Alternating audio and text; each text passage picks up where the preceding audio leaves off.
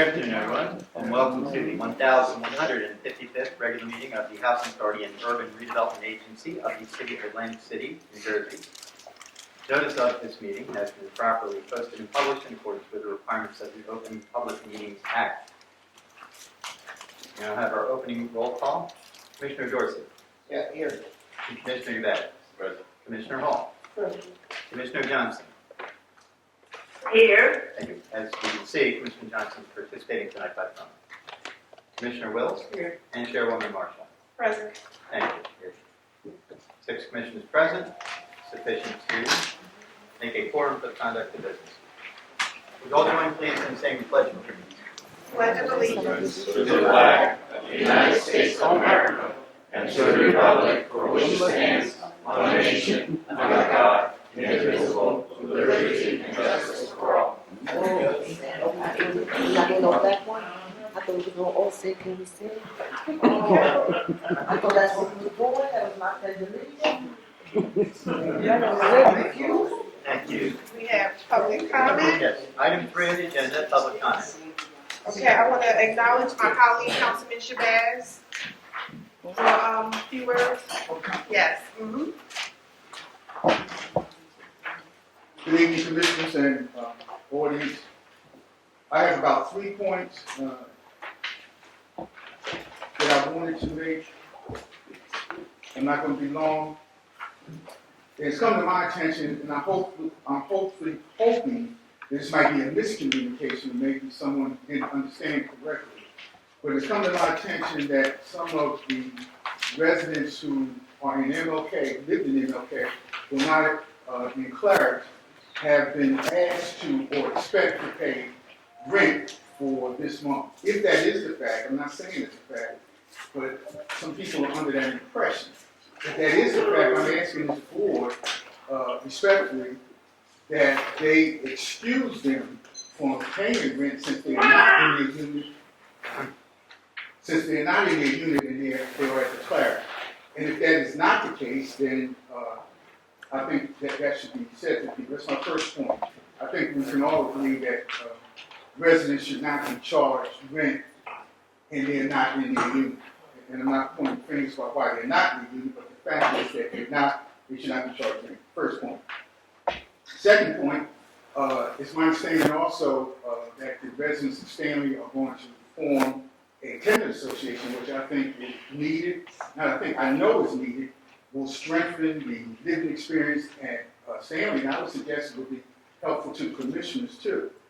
So I would ask you to help them with resources, with training, with everything that they need to have a strong tenants council in Stanley. My last point, and again, thank you, Councilwoman, for letting me, Madam Chair, for letting me speak. My last point is, I had asked that Mr. Chairman, the Executive Director, that he be held accountable for the activity and the complaints that people have with regard to Stanley and other housing authorities. I stand by that, but I must modify it. I didn't know that some of the things that he is supposed to be able to do as an executive director, he's not able due to the fact of how you have the procurement structure.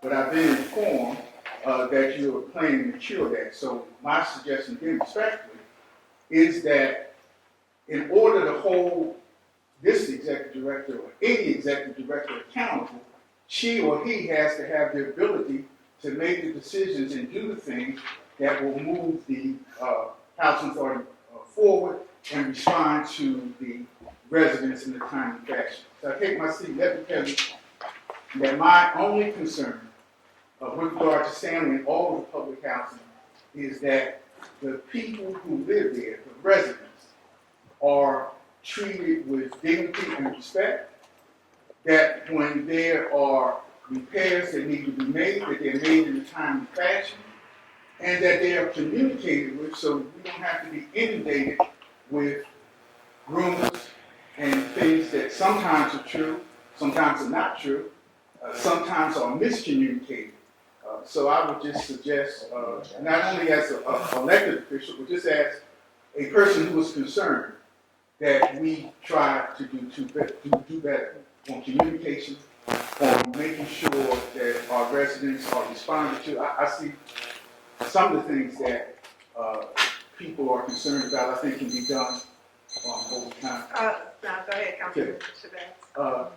I apologize for taking time, but I'm very concerned. I know all of us are very concerned. So those are my 3 points: strengthening the tennis unit, responding, and letting the ED have the ability to do the procurement, and making sure that if the residents have been charged for the rent, if that is a factor, that's correct. Thank you very much. Thank you, Councilman Shabazz.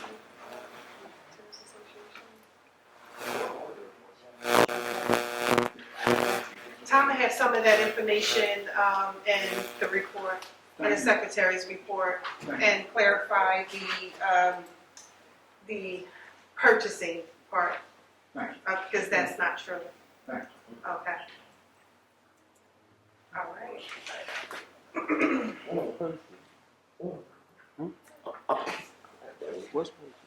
Olga, did you, Ms. Palmer, did you want to go now, or do you want to wait until I go through the residents? Feel free to go through the residents first, that's what we normally do. Okay, all right, it's up to you. That's fine. Okay. All right, Tanisha Bailey?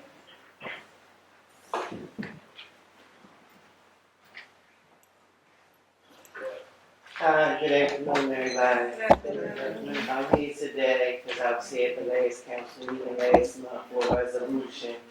I'm a Section 8 participant, long-time participant, successful participant. The program of use that I'm enjoying for being a Section 8 participant and speaking out about a lot of faulty business that are taking place in the Section 8 program. I'm like, I can't go to a regular casework and get a regular certification and a renewal of a lease done. I gotta keep on receiving intent to vacate because this paperwork is not properly done for my landlord. About time she need to fulfill whatever obligation she need to fulfill as an owner and a participant. Then when I complain about it, it's like, oh, Ms. Bailey's coming in here emotionally unstable. No, I'm putting in an emotionally unstable situation when I can't come in this office and just speak to a caseworker and get my paperwork done effectively and completed properly and efficient enough time where my landlord don't have to have nothing to say to me.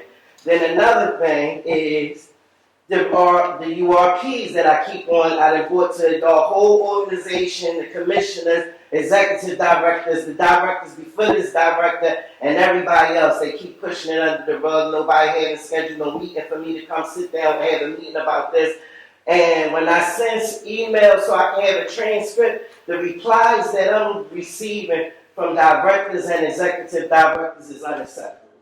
I'm a human being. I should be treated with integrity and respect as a participant of the program for as long as I've been on the program.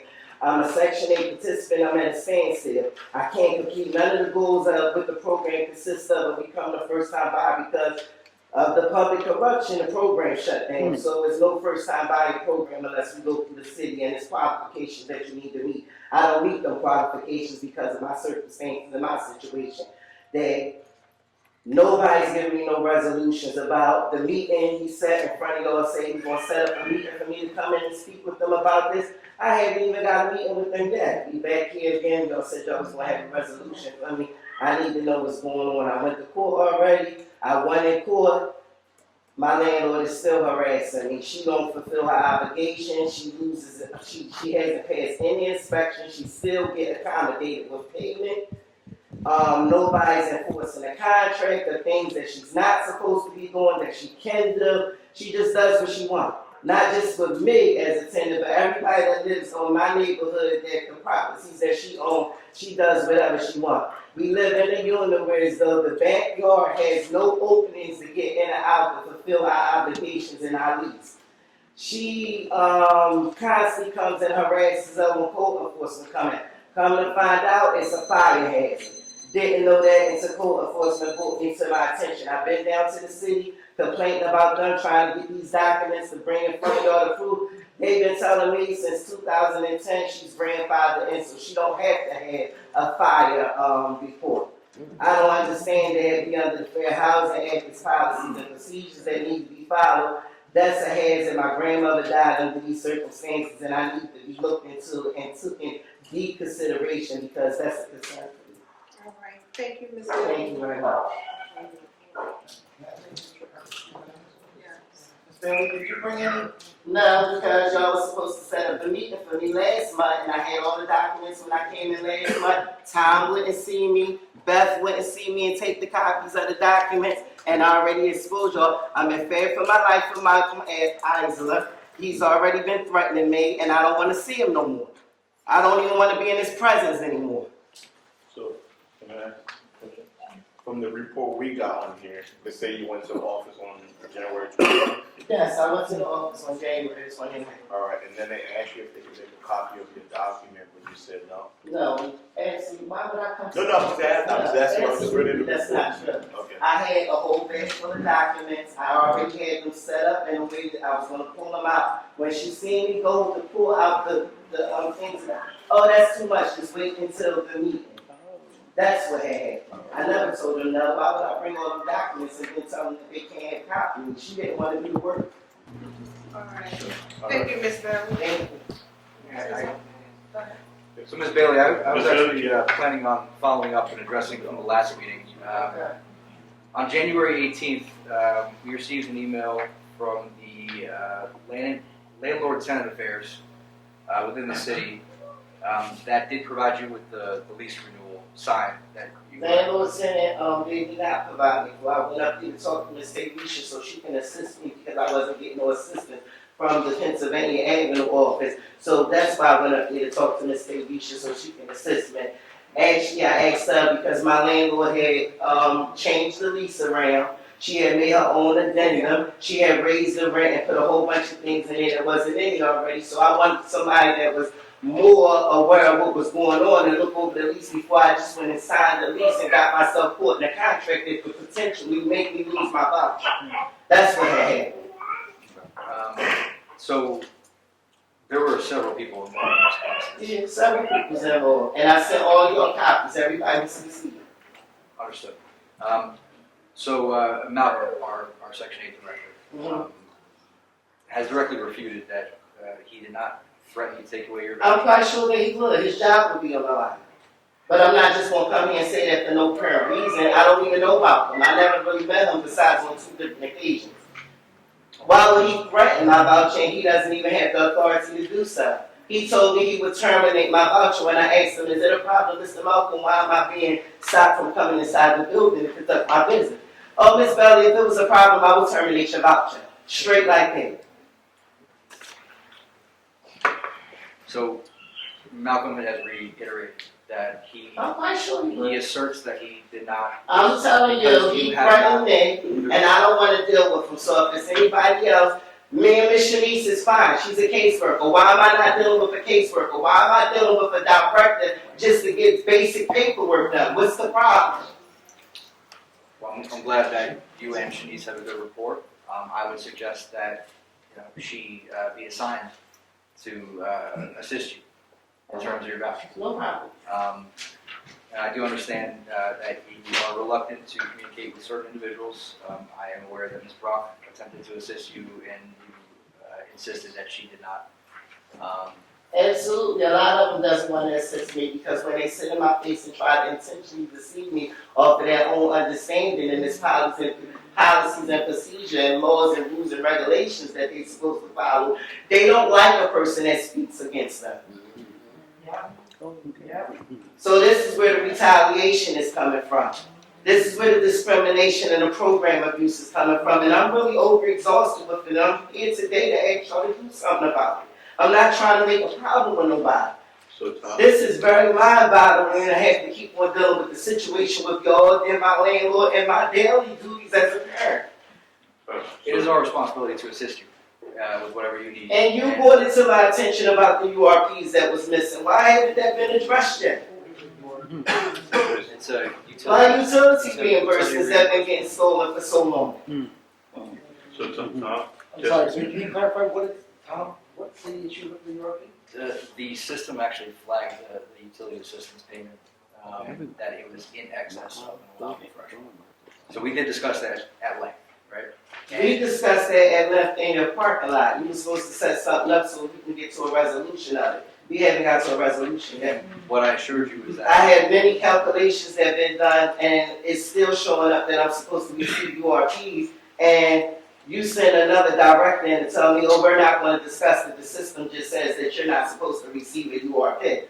And that's unacceptable when it's been going on so long. I need somebody to sit down and show me why isn't these calculations adding up appropriately and with my name attached to them. Right. For my own records, because of what's going on with your program. So just for clarity, I did not give a directive to anyone to do anything. I asked them to research the matter, and if it was deemed that you eligible, that you would receive it, and that you'd be compensated for anything you didn't receive during a period of time where you should. And another calculation been done saying that I'm supposed to receive it, and nobody cannot explain to me why I'm not receiving it. And then I got a history of these reports from the new caseworker. I can't remember her name. I don't want to be rude. The Spanish lady in the Pennsylvania Avenue office. She gave me a history of them. She did a new calculation. I started asking her questions. That's why our conflict came in with her trying to intentionally deceive me when I explained that to y'all at the last meeting. And she's the one who gave Malcolm some certain type of perception about me, where is the reason why he was acting so aggressive when he first came in contact with me. All right, Ms. Bailey, we're gonna look into this case more. Thank you so much. so yeah, it's not just have to where she's comfortable working with. Yanira, Kim, okay. I have the word. Hi, how are you? Now, I don't know where I'm gonna be at, so excuse if I cry or anything. So I came from Standing Home Village. I left Standing Home Village for the simple fact that I had fell down the steps. I had pictures and stuff, so they decided to put me in scatter sites. I've been in scatter site. I can't speak nothing bad about the managers because they are amazing. But I have been dealing with no heat, no hot water for way before November. I've been in a hotel room since December 13th. I had 3 surgeries canceled on me that I had to cancel because being in a hotel with surgeries and a 10-year-old daughter, I can't do it. My infection spread into my spine and my colon through the situation of things. You understand me? I literally have an open wound as we speak right now. My surgery is scheduled for 28th, and my general surgeon said, no, you cannot cancel it. So now I'm going to be stuck in a hotel room trying to get well, how to get my daughter to school, how to make sure she's good. I just found out the vouchers just recently. I am disabled. I receive only a limited amount of money. God take the wheel, and I keep my strength with God, and God carry me through everything. You understand me? It's not enough. It's been stressful mentally, emotionally, physically, not only for myself, but my kids. You understand me? I've been communicating back and forth with my managers. Listen, I gotta watch what I say because I'm cursed and I don't want to disrespect nobody, you understand me? But enough is enough. I'm tired of being discriminated. I got kicked out of the Marriott because allegedly I'm too loud. I am 100% Puerto Rican. I had this worker there that for some reason she didn't like me. I'm not here for you to like me. All this accusations. I told the white manager, no disrespect to the white butchers, I told the white manager, how would you feel about me telling you wearing black nail polish, you gay, or you a devil worshiper? He looked at me, he got upset. Exactly, discrimination is discrimination. You understand me? No matter what it is. I've been taught like this, I've walked like this, I've been like this all my life. So allegedly I'm racist to black people, so then they want me at the Marriott. All I have is black family. You understand me? I'm not racist towards nobody. So there was a said to me, but the workers already said to me in the Marriott, because I knew a few of them, so they put me into Claridge, with no food since December 13th. Just recently found out by Miss Tiffany, when she told me about, hey, Danita, they're giving out food. I said, wait, what you mean food? And then found out for other people they were getting vouchers for eat. I get only $8.40 something a month. My health is in jeopardy. It's a lot. It's a lot. My defenses is dropping down in scatter site. I already had sent a picture prior when Mr. Brian was the manager. It got worse. Miss Yvette also know about that. When I got home, to check on the house, the screen door disappeared. I don't know why they took the screen door down. You understand me? I didn't ask questions because my main thing is I'm trying to get home. I need to get these surgeries. I gotta get a kidney surgery. I gotta get a leg surgery. Everything has been backed up, and now I gotta get a PICC line put on with infection disease doctors. And all that started because when I was in Stanley Home Village, I fell down the steps. I got pictures of them. My ceiling was literally leaking. I had pictures, but because I don't know how to properly speak to people, and yes, sometimes when I curse and stuff, I get shut down. Okay. Thank you, Ms. Yamir. We're gonna follow up on your situation. and get- Of course, we heard that before. No disrespect. We heard that before. Ma'am, what's the address? 500 Madison Avenue, Atlantic City, New Jersey. Excuse me. Sorry, a couple questions. You've been in scattered sites how long? I've been in Scatterside. That's a good question. My memory's not good. No, seriously, it's almost 2 years. No, it hasn't been 4 years, really. Brian, Mr. Brian, you, don't give me the lying. I don't like to lie. Right there, I can't get it. The heat and the hot water has been on and going, so I called, maintenance will come, you understand me, they fix it till it says enough was enough. Enough is enough. The board has decided to say enough is enough. It's done. It just gave up. Enough was enough with it. Thank you. Thank you, Ms. Gray. Hey, my love, how you doing? Sorry, excuse me, I'm loud. I just said that. I'm loud automatically. Hi, P. I have good news. You I just found out, go but home. yeah, that's a good point. You heard that. I'm going home tomorrow. But wait, you got good news. Let me tell you my bad news. Wait a minute. Let me tell you my bad news. I can go home tomorrow. I have no money, no food, no food stamps. I gotta get reimbursed, my receipt. I sent Miss Yvette literally less than 20 receipts. She's waiting for approval for me to get that 20 receipts. I got 2 sick back full of receipt that I don't even eat out in a regular base. I cook home at home. So now I can go home. I thought I could go home. What we gonna eat? Miss Judy will be in contact with you. Go ahead, sweetheart. There's a good news coming for you, so the news is gonna get better and better. So. You think so? Yeah, well, May Jesus, may God hear your prayers. Because I don't need things. You know? Mr. Mike, how do you feel, Mr. Mike? No, because she gotta go. She's hungry. Yeah, Miss Let's go. Miss Yeah, I'm Echevarria. sorry. Vamos. I just wanted to. I'm thinking. I'm very busy. This, Miss Echevarria. Yeah, that's the woman who's right now. See, I I just wanted to let you know, even though you're leaving, there is a resolution on the agenda for creation of a policy and procedure that will apply retroactively to any resident that's been displaced in a hotel. This is to help with the food. know. But yeah, I understand that. Free food. No, I thought not free I food. This is wait, not free food. go Yeah, ahead. not free food. Not free. That's it. Previously, the housing authority did not have a policy or an approved procedure for being able to reimburse its residents. No, I get that. Take time. So it's on the agenda for tonight. Okay. So again, there will be a retroactive look back, right? So even though it's being approved tonight, it will apply. We'll have to be. No. What you know? Why don't you give me a card? No, I'm sorry. I don't take from people. All right, I did. I don't take. Teresa McNair. I'm so sorry. Give me a shot. Yeah. I don't take it. Teresa McNair. Don't make me cry. No, come on, princess. Sorry, y'all. Good evening. Daddy, I love you too. I love you guys, too. I love y'all guys. Y'all already know. I thought you were giving me a cookie. I just have questions. I got you, bro. With the Section 8 certificate, I received mine. Guys, can Then you have your turn. Okay, see you.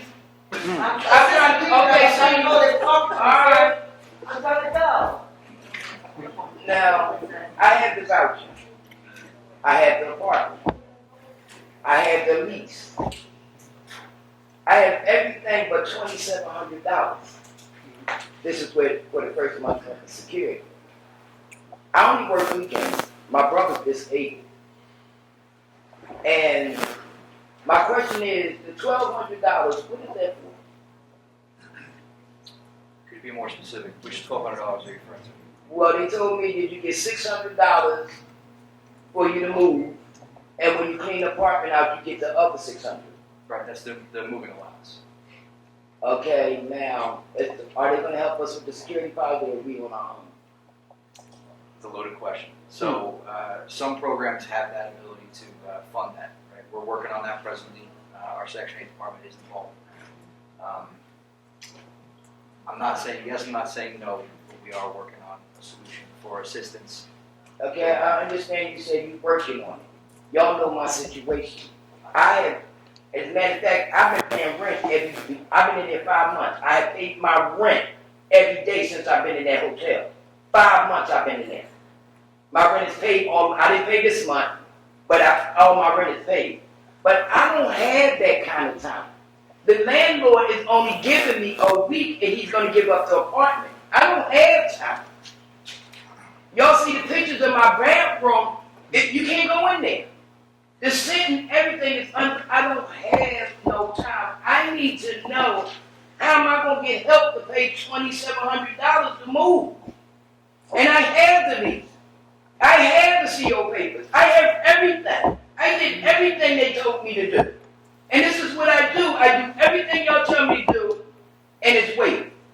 They got mad at me yesterday because I flipped out, because I'm tired of waiting. Y'all say go to agencies. I tried that. They not doing it. They say that's House Authority responsibility. I went to the welfare board. I show you the papers where I went to the welfare board. Yeah, they not helping us. And then they gonna say it's gonna be like 4 weeks to 8 weeks before they even do anything. But right now, I have the place. I need to get in this. What do I do?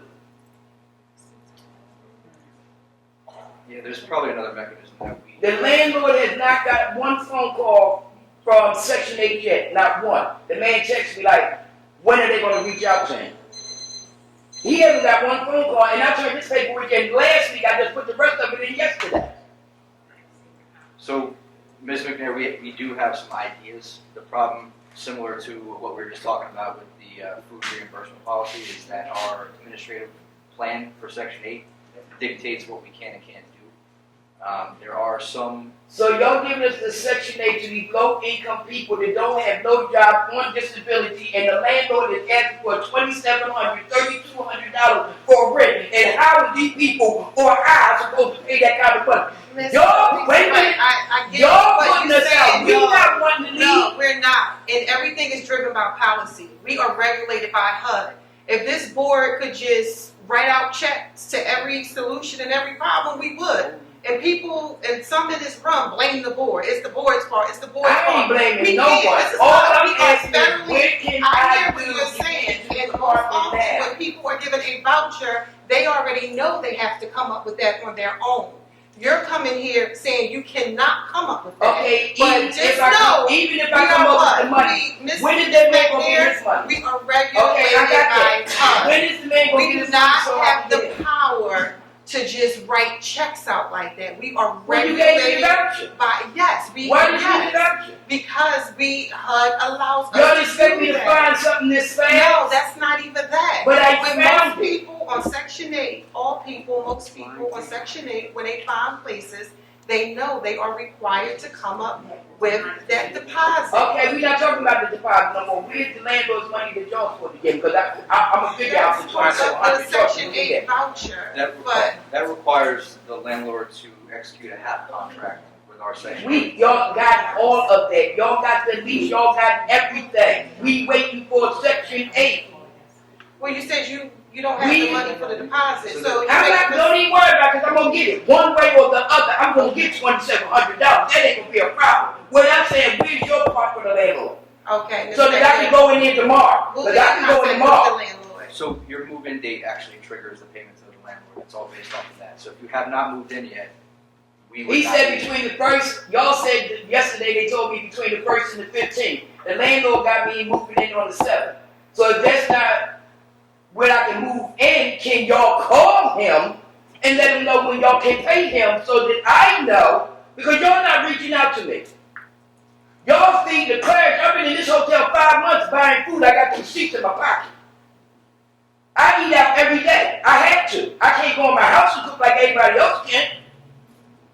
Y'all not reaching out to me. I'm reaching out to y'all. When I fuss at y'all, then y'all want to look at me like with 2 heads. No. That's Y'all not the case reaching out right to me. there.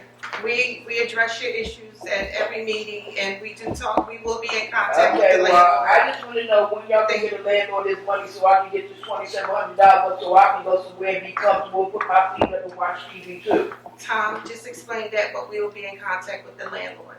Thank you. Ms. McNair, I'll be back. Ms. McNair, I'm gonna follow up directly with our Section 8 department on this tomorrow, so that you do get a call, and the landlord also gets a call. Okay. Ms. Boone?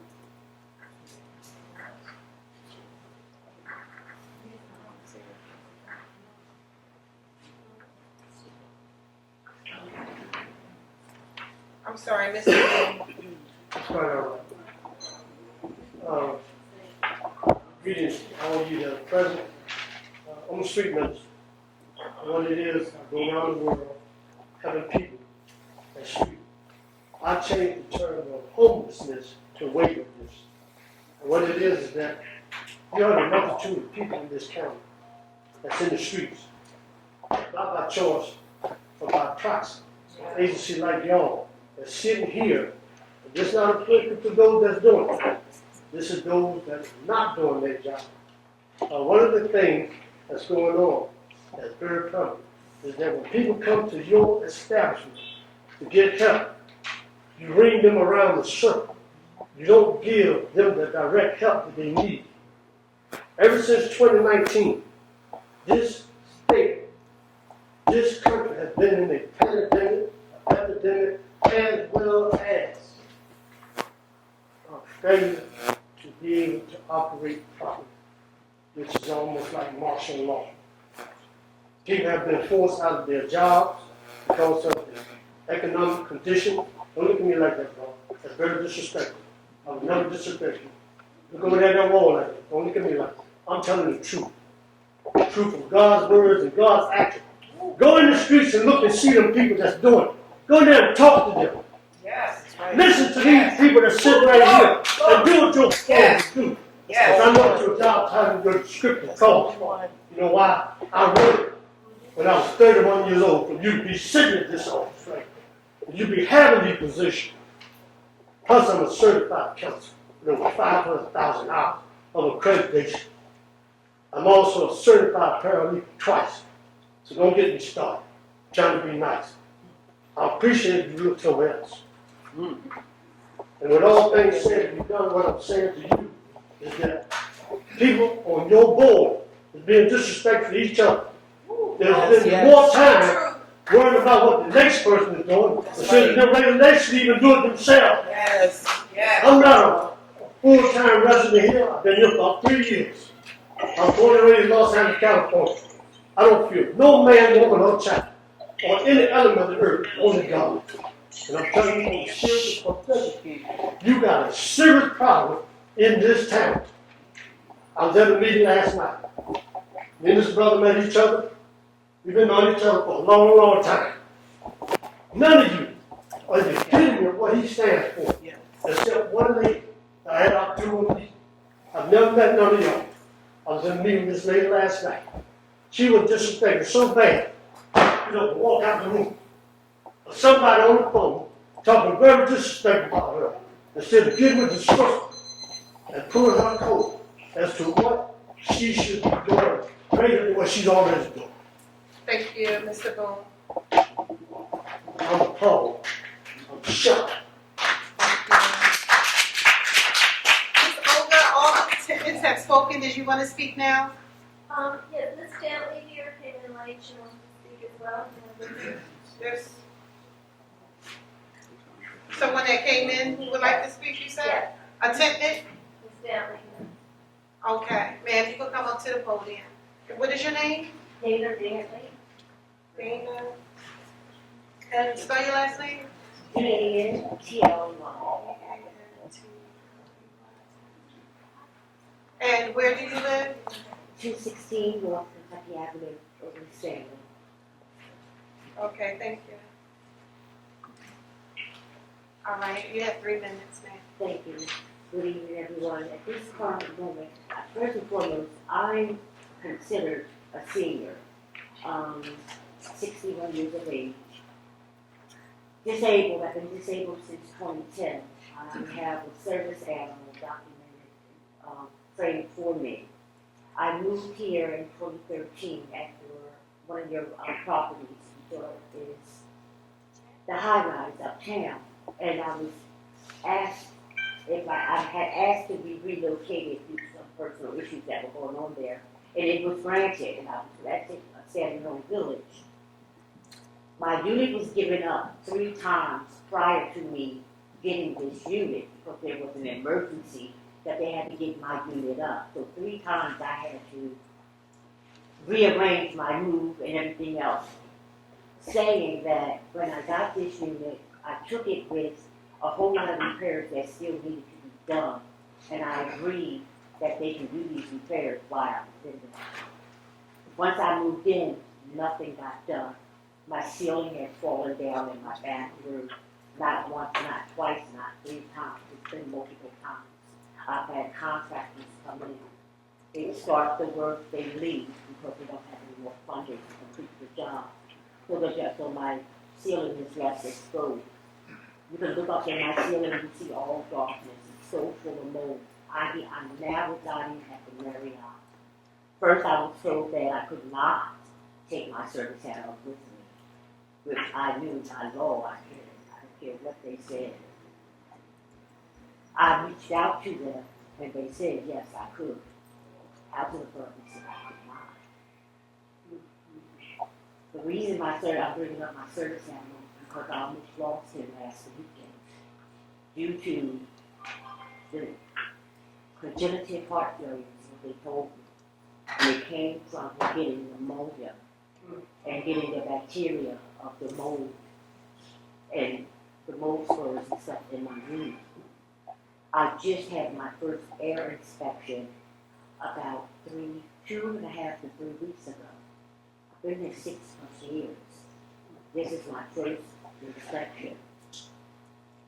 I got nothing. I had to come out of pocket to pay for emergencies for my pain, to be seen for medications. 3 other times I had used my rent because I had an emergency situation with him, his breathing, because of the conditions in my unit. I put him down as a dependent, as a deduction. They did not give me that for the deduction, for his medication, for his service, for his care, none of that. When in his bylaws, they have it in there for service animals. So my question is, when do I get any of that applied to anything? If I do get any of that, will I be allowed to submit my receipts, since that's money out of my pocket that I had to pay? That's the address again? Pardon me? The address? 216 West Kentucky Avenue. So Ms. Danley, first and foremost, I just want to say my condolences to hear that your service animal is dealing with health problems. A lot of what you're saying tonight is something that is news to me in terms of the detail that you're providing in it. I've been submitting documents To to my housing management. your I submitted letters since we had this lawsuit going prior to this lawsuit. I mentioned it when I do my recertifications for the rent, and they have that clause in there for deductions. I put him down every time, and I'm denied every time. I understand. So what I'm going to do is I'm going to follow up with our Director of Property Management, Ms. Brock. We're also going to follow up with your property manager. Okay? Well, actually, by her attorneys, Ms. Brock is not to have contact with me. Well, we, the Housing Authority, will follow up with you. Sounds like we need to collect a bit more information and look into this a little bit further. With regard to out-of-pocket expenses, again, as we mentioned to Ms. Chavadia, is that we do, not yet, but in terms of when it's voted on, we will finally have a policy that will address out-of-pocket food costs, and there will be a retroactive look back. So that may help with regard to some of the out-of-pocket costs. We have to fully research and ensure that we can do something before we do. Understandable. And again, and just one more thing, because the clerks, like the young lady has mentioned, they do now get fed. I'm at the Marriott, I don't get fed. So with my disability, I walk home maybe every third day to try to fix something to eat to take back to the room with me. Ms. Stanley, just a couple clarifications. You moved into this unit 6 years ago? I moved into 216 Northwood Avenue in 2016. And at that time, The stove, the refrigerator, the bathroom, the tiles on the floor, the stove and refrigerator was supposed to be replaced because they were dented, paint was scratched all over it, shelves were missing in the refrigerator, and it was leaking. The heat in my unit has never worked. It worked in the bathroom and in the kitchen. The living room and the bedroom never had heat. My radiators have never been bled. I don't know how to do that. I tried to turn that knob thing one time, and water just started coming out, and I got scared, and I left the room. Can I ask a question? not trying to diminish it, but the stove and the refrigerator, they were damaged on the outside, but they were functioning inside? No, the refrigerator was leaking, condensation was leaking out of there, getting contaminated food, contaminating my food. And so, if that, I still have that refrigerator. I just got the stove when it was mandatory that everyone got replacement stove when they converted it over to electricity outlets. Ms. Brock herself, I mentioned it to her on several occasions when she came. She was not on board at that time. She was still at Jefferson House. When she came on board, I told her what the situation was. All she could do was come in and say how deplorable my apartment floor and the kitchen. Ms. Hall, you had a question? Ma'am, do you have, in your hotel room, do you have a refrigerator? Or do you have any medication that has to be refrigerated? I have a refrigerator. There's no medication that needs refrigeration. That's my concern with some of the seniors, to make sure if they taking any kind of medication, that need to be refrigerated, Yeah. oxygen tanks and everything. Thank God. Thank you. So, Ms. Danley, I just wanted to ask you, because while you were speaking, I wanted to look, we have access to be able to pull work orders now. And when I searched it up, I found one singular work order that was entered, and it regarded heat, hot water, appliances, and checking for mold. The note that our maintenance personnel put on that work order is that no one was home and that there was a dog in the house. So it is standard operating procedure. I'm gonna reply to that if I may. This was that one right there. This was about 2 weeks ago, if I'm not mistaken. Approximately. I did not get notice that someone was coming to my house. I was in the hotel. That's when I was first told that my dog could not go to the hotel, and I had to do my own investigation. So yes, he was in the unit. They did not tell me they were coming to my unit, so I didn't get notice. Secondly, it was maintenance that was supposed to come. Yes. My issues were beyond maintenance. There's nothing else maintenance could have done outside contractors were called in to do the repairs. So maintenance would have just came in and said the same thing. But the following day, when I found out that they did come, they came back with an inspector for the air quality. I made sure I stayed home from the hotel for that. And they found the dampness, the moisture, and up in the ceiling still, the leaks were still coming in where they were supposed to have repaired. That's why the ceiling continued to fall down, because they keep patching it up and not fixing the issue. He said the water is coming in from the exterior of the building and not the unit above me, because I live on the bottom floor, but why is my ceiling falling in? And the reason I'm asking these questions, I just want to make sure that I have as Yeah, that's correct, as much of the and I let information as them possible. know at housing. That's not true. Right. That's not true. You did not give me notice, number one. And everyone that knows me for the years that I've been in know that Beige is not, he's a service animal. They have permission to go in and everything. This maintenance crew is new. Even when I am at home, I have to sit there and hold him because this big grown man is scared of a 16-pound pug. Which is, I'm not putting this, that is nothing against it or something, well, I put it in the dog. But, no, that's overly exaggerated. And again, I apologize for all the questions. I want to make sure that It's when no problem. I follow up with our staff, I have as much information as possible. When the work order was created in our system, was that initiated by you calling your property manager? Yes. No, actually, that was her attorneys contacting them again, because I've contacted them numerous times. And just since I've been with the attorneys for these past 2 years, they can vouch for me how many times I've reached out to management in regards to no heat and hot water in that ceiling falling in. I've taken pictures and I've every bit of credentials that I can, every documentation is in my phone. Ms. Danley, I appreciate you giving us all this information. Obviously, we have a little bit of more investigating to do, a little bit more fact-finding to do. But I assure you that we'll be in contact with you and we'll continue working your resolution for you. Okay? Thank you. Thank you, Ms. ma'am. Dorsey, did you have any more questions? No, I was just gonna say, the work order system doesn't show that all the complaints that you had, and just, we did get a new system.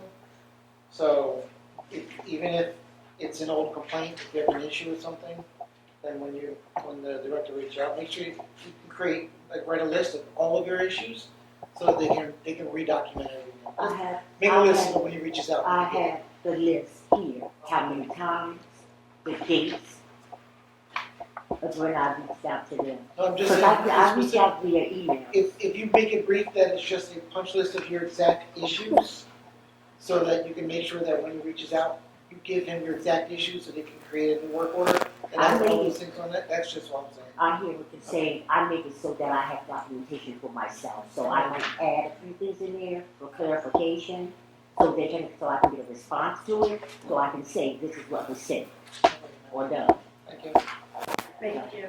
Thank you. Ms. Parker?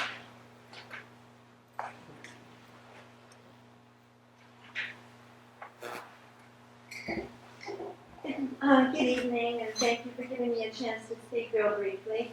The reason I wanted to address the board tonight is because this week I sent the board some comments and recommendations from our office, and I just wanted to alert everybody, make sure the board knew, and just really briefly summarize them for anyone who might kind of want to hear the gist of what we submitted. So, as you probably all know, we represent now well over 130 Stanley Home Village residents. We've talked to them at length about the fact that the Housing Authority is planning to move forward with the Section 18 demolition application, with a relocation plan, and we struggled with how to suggest a path forward that would satisfy the needs and interests of all our clients. And obviously it was a challenge because people are in very different places and have very different needs. But our recommendations try to suggest a path forward that would meet all their needs. The first starting point is that we would recommend that the Housing Authority not do a straight Section 18 demolition where everybody could be moved out and no new units built. A Section 18 combination with a RAD conversion would protect tenants' rights and would make sure that the units are in fact replaced. I think it's really important that the Housing Authority really look at what the housing options are, do a thorough market analysis. I've seen housing authorities usually don't do that, but I really think to determine how many people can move, where they might go, what their options are, would really help develop a timeline and would help residents make more informed choices. Obviously, we need resident input. We hope that the Housing Authority will share some drafts of their applications, of their plans, of their proposals, so that we can review them and comment them before they become done. Probably the most important thing is that we really are asking that the board allow residents to have options and choices about where they go. Yes. Repositioning public housing should not deprive people of housing opportunities. It should expand housing opportunities. It should give people more freedom and more choices. And so we know that we have a bunch of tenants who are very eager to get a voucher. They really want the opportunity to move out to wherever they want to choose. However, they're going to need a lot of assistance. They're going to need a lot of help. We heard from Ms. McNair. Where are they supposed to come up with cash to move? How are they supposed to pay a landlord first month's rent and security?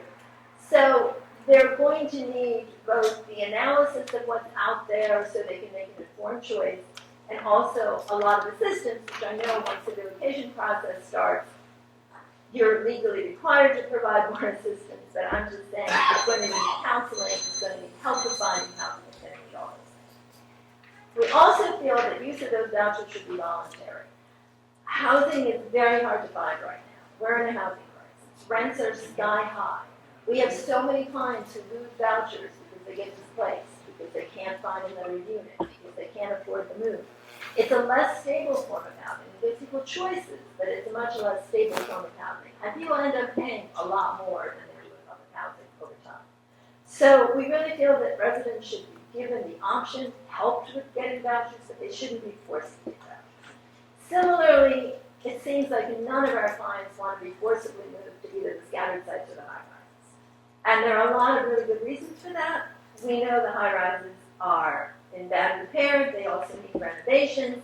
We've heard complaints here at the board meeting about the condition of some of the scattered sites. They have failed HUD inspection scores. They're less conveniently located. A lot of the Stanley residents are convenient in downtown if they have limited mobility. And they have a sense of community. They have a sense of that this is where they live and this is where their friends and family are, and they shouldn't be forced to move somewhere that is less desirable. On top of that, the high rises and the scattered sites are all possibly subject to repositioning and more uncertainty as to what their future is because the Housing Authority hasn't developed plans for them, but I know the HUD recovery plan calls for you to develop some kind of plan for all of them. So one way that we think the Housing Authority could proceed with all this is actually the very plan that you all submitted to the court on October 4th, the one that Michael Brown prepared. He suggested downsizing Stanley to a more manageable size, which would make repairing it, maintaining it, putting in a new heating system, replacing gas lines much more economically feasible than trying to do it for 420 units. That would allow people who want to move out, but it wouldn't force people who don't want to leave to move. It would have to be done in a way that maintains the community in some kind of coherent whole. It can't be a vacant unit here, 2 occupied units there, 4 vacant units there. It would have to be consolidated. But it would allow people more choice, and that way people could stay until the Housing Authority finally gets moving on creating some replacement units. You have a choice plan, you have a redeveloper, that choice plan is sitting on a shelf somewhere. The residents had input in that, the board had input in that. There's no reason why there shouldn't be replacement housing built before everybody is forcibly displaced and scattered to the units. So that's our thoughts, having talked to our clients. They're only preliminary, but we hope that the board will consider them. Thank you, Ms. Palmer. All right, Steve Young?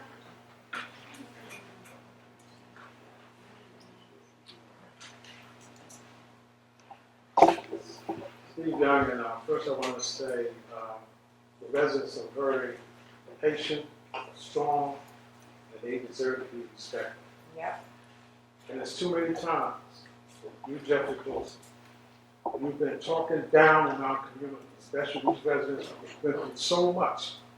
Then you have the nerve to talk down on the commissioner that's a resident.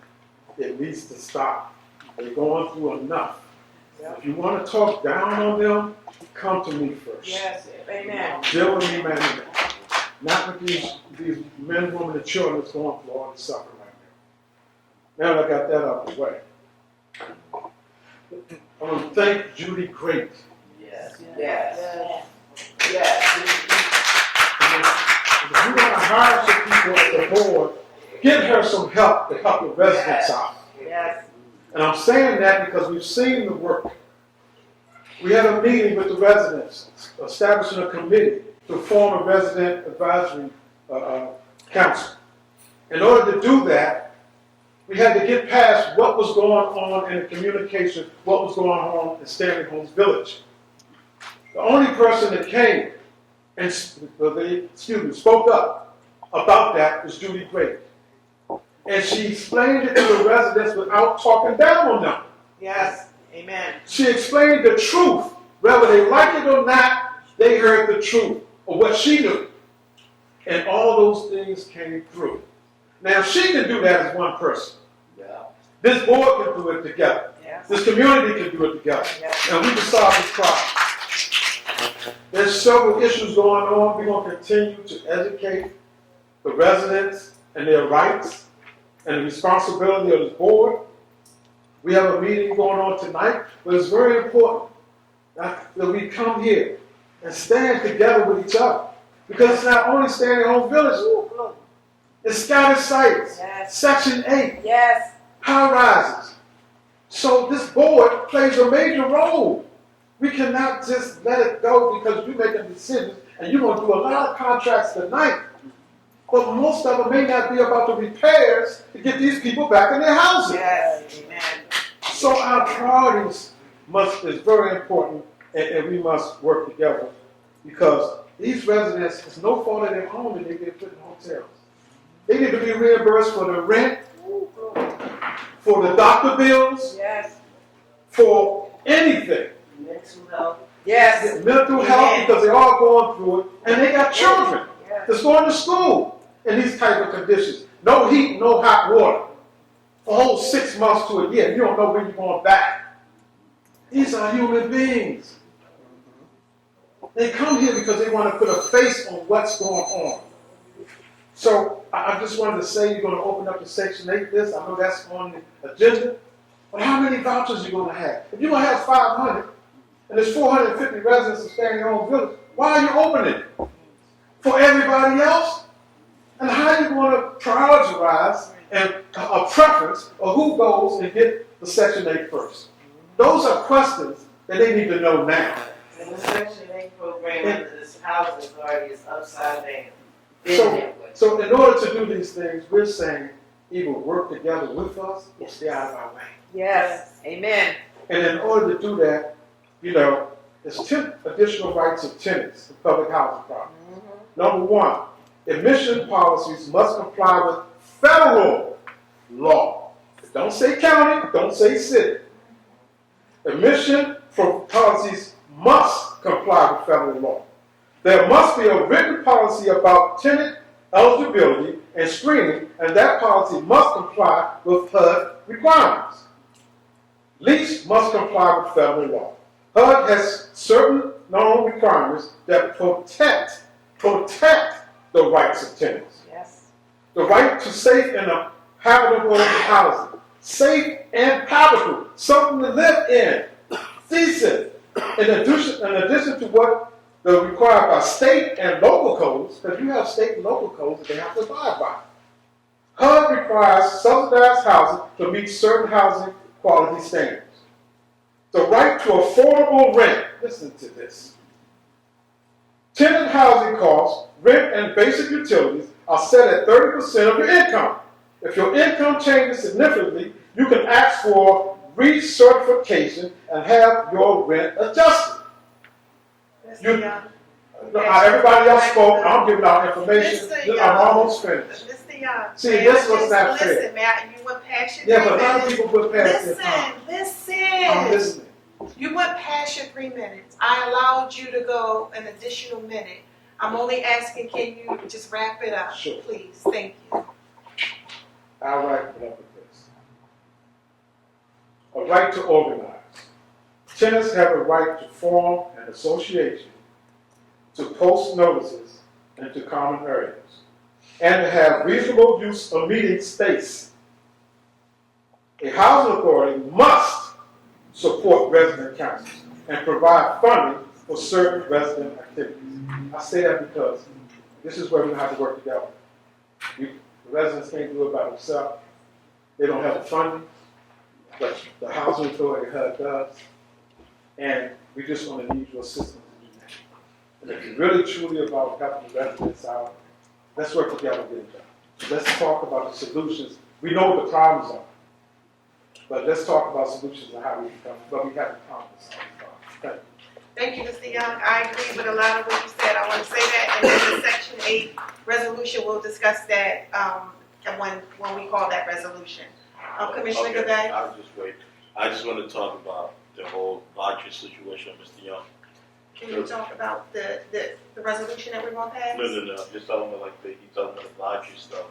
If we want to be taking care of the resident first, that's our first priority. Our stay-at-home resident want to get first priority before anybody else. Okay. The resolution. Yeah. That's next. Yeah, go talk.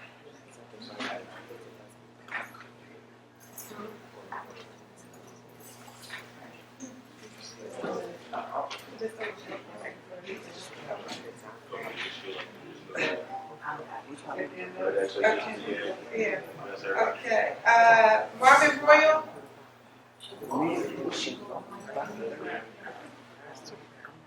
Yeah. Yeah, 3 more resolutions. We miss you, Mr. Roy. Mr. Roy, we miss Yes, you. We yes. miss you, baby. Yes.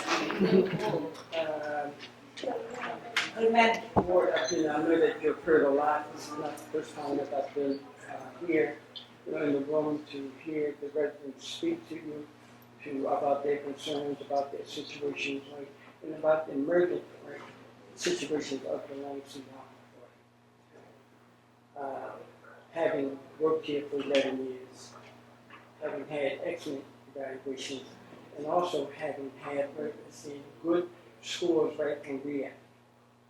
Stanley Holmes Village passed, Jeffrey Towers passed, along with Inlet, and also along with Auburn Terrace High Schools. Skagit site was the premier housing of the Atlantic City Housing Authority. Brand new housing that the residents moved into, right? We met all code ordinances and things of that nature. You guys, you are at a crisis. Mr. Salmon, you have things on your plate that you cannot resolve from your office, from your desk, and I don't care how many streets that you walk through. You can't resolve this. There has to be a plan that then takes into effect is that some persons are going to move out. Some persons are going to stay. Other persons you're going to want to invite in, such as other regular rent payers, right? Things of that nature, right? There has to be a diverse plan, right? But the residents have to be included in that plan. The bottom line is the fact that you've got too many problems going on too many different sites, right? And you have all over the city. But the one main thing here, right, is that you have is a systems problem, right, or a system problem in terms of water, in terms of heating, in terms of gas. Those are the very critical things, right, while you move in the house. You can't resolve all of those problems, right, and I don't care, right, to see what dollars you're going to throw at it. But if you're going to throw $1 at it, at least let it be $1 spent in the right way. Because every time that you guys come up with contracts and you're going to disperse contracts, right, have you ever even thought that you have contractors right here in Atlantic County, right? They're African American, they're Caucasian, they're Asian, right? They're Hispanics, right? They're local contractors here. You keep going places right and saying that to places right where it's all about the dollar. The other thing is that. Please sit down and have a talk with your residents. Right? Please. Don't let it always be that they have to come to you, but let you go to them. Yeah. Sit down and talk to them. Find out right and saying what is amenable right and saying to resolving the issues that you're facing. Because you may not have all the answers. And I know that you only have a certain dollar amount that you can spend. Because right now, you're under the eye of HUD, and everything that you're doing right is being second guessed. But the one thing that you can do as a board, you can sit down, you can talk with the residents, right, and saying you can come up with a meaningful plan to address the problems that are before you. And it's going to be a long term. It's a long-term situation, because you got here long-term by neglect, by mismanagement, and also by the fact that the person right is saying didn't do the work that they were being paid to do. And then the last part I want to talk about is that please respect the person's right in saying that you now have on your roster and they are called your employees. Respect them. Yes. Don't make them pay the cost right in saying for your mistakes. Yes, amen. Amen. True. Sandra Robinson?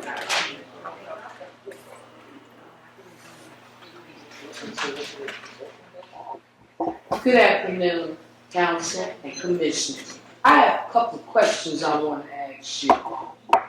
First of all, you said that you was going to have a meeting with me, but I got instead a court order saying that I have ceased and desist and y'all want to go to court to terminate me. All because I asked questions. First question I want to know, when y'all going to fix my building? Because Stanley Homes came after they put scaffold all around my building. Because Tony Langford, twice, brick fell from the building. We've never lawsuit that was settled. Third time, a brick falling from that building. Now, I'm a little angry today. Because I really found out you don't care nothing about what we really said. My building has been in the scalpel around it because of Miss Langford. She's back in the building. Rennie let me know. I understand he brought his mother back in that building and he know the building is falling down. 3 times raw sewage. 1 time, fire department, where it went right through all the electricity. Oh, I asked Calvi to went to fix it. And the fire department shut down from the outside. But nothing has been brought up, and you had in here, one in December, you had where the gentleman talked about positions, legal residential board positions.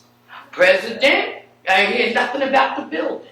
Vice President, ain't hear nothing about the building. I am right now a Shore Park high-rise resident.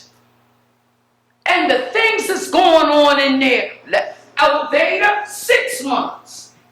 Then you come on and you didn't even pay them in, take them, go in there to restore so we can have people that are coming from different parts and different conditions of staying at home, leakage. You fired McDougherty, who came out and told the truth. The building over there in Stanley Home, 18 leaks of gas. That ain't the first time. That happened before. Then you ain't talked about the things you talked about tearing down Stanley Homes. That's a memorial dog thing. World War II men came up in there. But you want to tear it down, it's easier to do.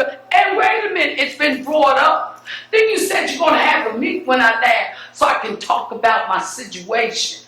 You said that, Executive Director. I ain't had no meeting, but I got papers saying I'm going to court for terminating on my lease. And right now, I had to come to the conclusion, with all the snow that's been in this doggone city, I thank God for the mayor bringing in somebody to take and clean the streets. All right. Thank you, Ms. Robinson. Oh, I'll be back here, but right now, this particular time, I'm angry. Because I had to see Miss and find out you already had in your mind to get rid of me. But never to take and deal with the situation I'm in. I need my PHA form. I paid my rent for 16 years. And I want my lease, and I'm going to court. And I'm still coming to these meetings because it's wrong. Commissioner, council, do something about the things that we've been through, whether or not they said something or not. Ms. Robinson? Yes. Ms. Robinson, I just wanted to ask you really quick. To the podium, Ms. Robinson. Can you confirm that? Ho. You know I know you. Yes, Ms. Know you well. Yes, you do. I know you very well. It ain't my first time coming up with commissioners. Okay. I went to a meeting even down when Hannah was in there, corrupt as he could be. Where's the money to fix these things that we're talking about? Stolen. Take it. It ain't here. Yes, what you want to say, Executive Director? Ms. Robinson? Yes. So I have no knowledge of you receiving any further legal documentation. The court system that was brought to my house, I got it right. And I don't give you no copies of it because you're supposed to have it. I just wanted to ask you, can you confirm that you did receive step-by-step guidance as to how to effectuate what you wanted to have done with your lease? Mister, that happened when there was a other director of executive director there. And I gave my lawyer, Mr. Rinkus, gave the doggone papers for my son to be legal. But you had to be there. I'm taking that as a note. So this is a letter that was sent to you by Ms. Brock from the management. Oh, I got her letter. And I asked her to give me some doggone right here. You talk about this one? Correct. Then I asked her to give me paperwork because I didn't understand something. Let me be the paragraph. You don't mind, do you? From the podium, please, ma'am. What you said? I'd like to step back to the podium. Oh, thank you. I will do so. Because I wanted to take Gregory Dorsey, Commissioner. How many residences on this board? Just you? And you? Oh, I heard yours. I was wondering, that is not, then you understand my condition. You understand the building is 6 floors, it's down. You have Mr. Palmer over there trying to keep the building up. Raw sewage where he had to call the man to retire. All right, Ms. Robinson. 6th floor, 2nd floor. Yeah, well, okay. Thank you. You got this letter? Yes, we are. Oh, then you understand what I need, don't you? You know what I need? I asked her about the paragraph December 20, you requested to remove your son from the lease. I said to him, everything I did by the law. Everything I did by laws. Right. So, Ms. Robinson, she gave you 2 steps in this letter. She gave me this. Slow.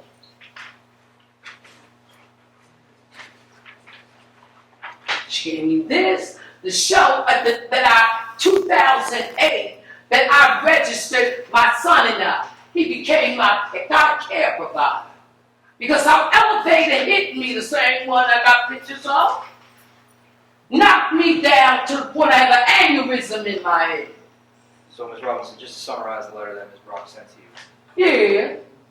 Your site manager just needs documentation to be provided. Right now, I've already given that paperwork to the woman that was before you. What's her name, man? What was the lady's name that was before him? Exactly when Hannah was taken out of this doggone building through FBI for stealing money. What we're talking about? Miss Gordon. And Mr. Rinkus, my lawyer from New Jersey, sent a copy of everything that made my son legal. And 4 years he's been in my house. I only pay his lease. He's got legal and he's got a license. As my care provider. So all they need to do is update your file. I don't know what they gotta do. They will terminate me. No one's trying to terminate you. We're actually trying No. I got letters, baby. I got papers. Terminating me, and I'm waiting for the court system to bring it on so I can go sit myself in court and start talking this mess.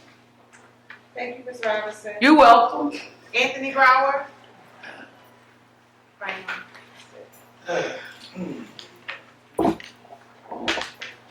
Hello, board members.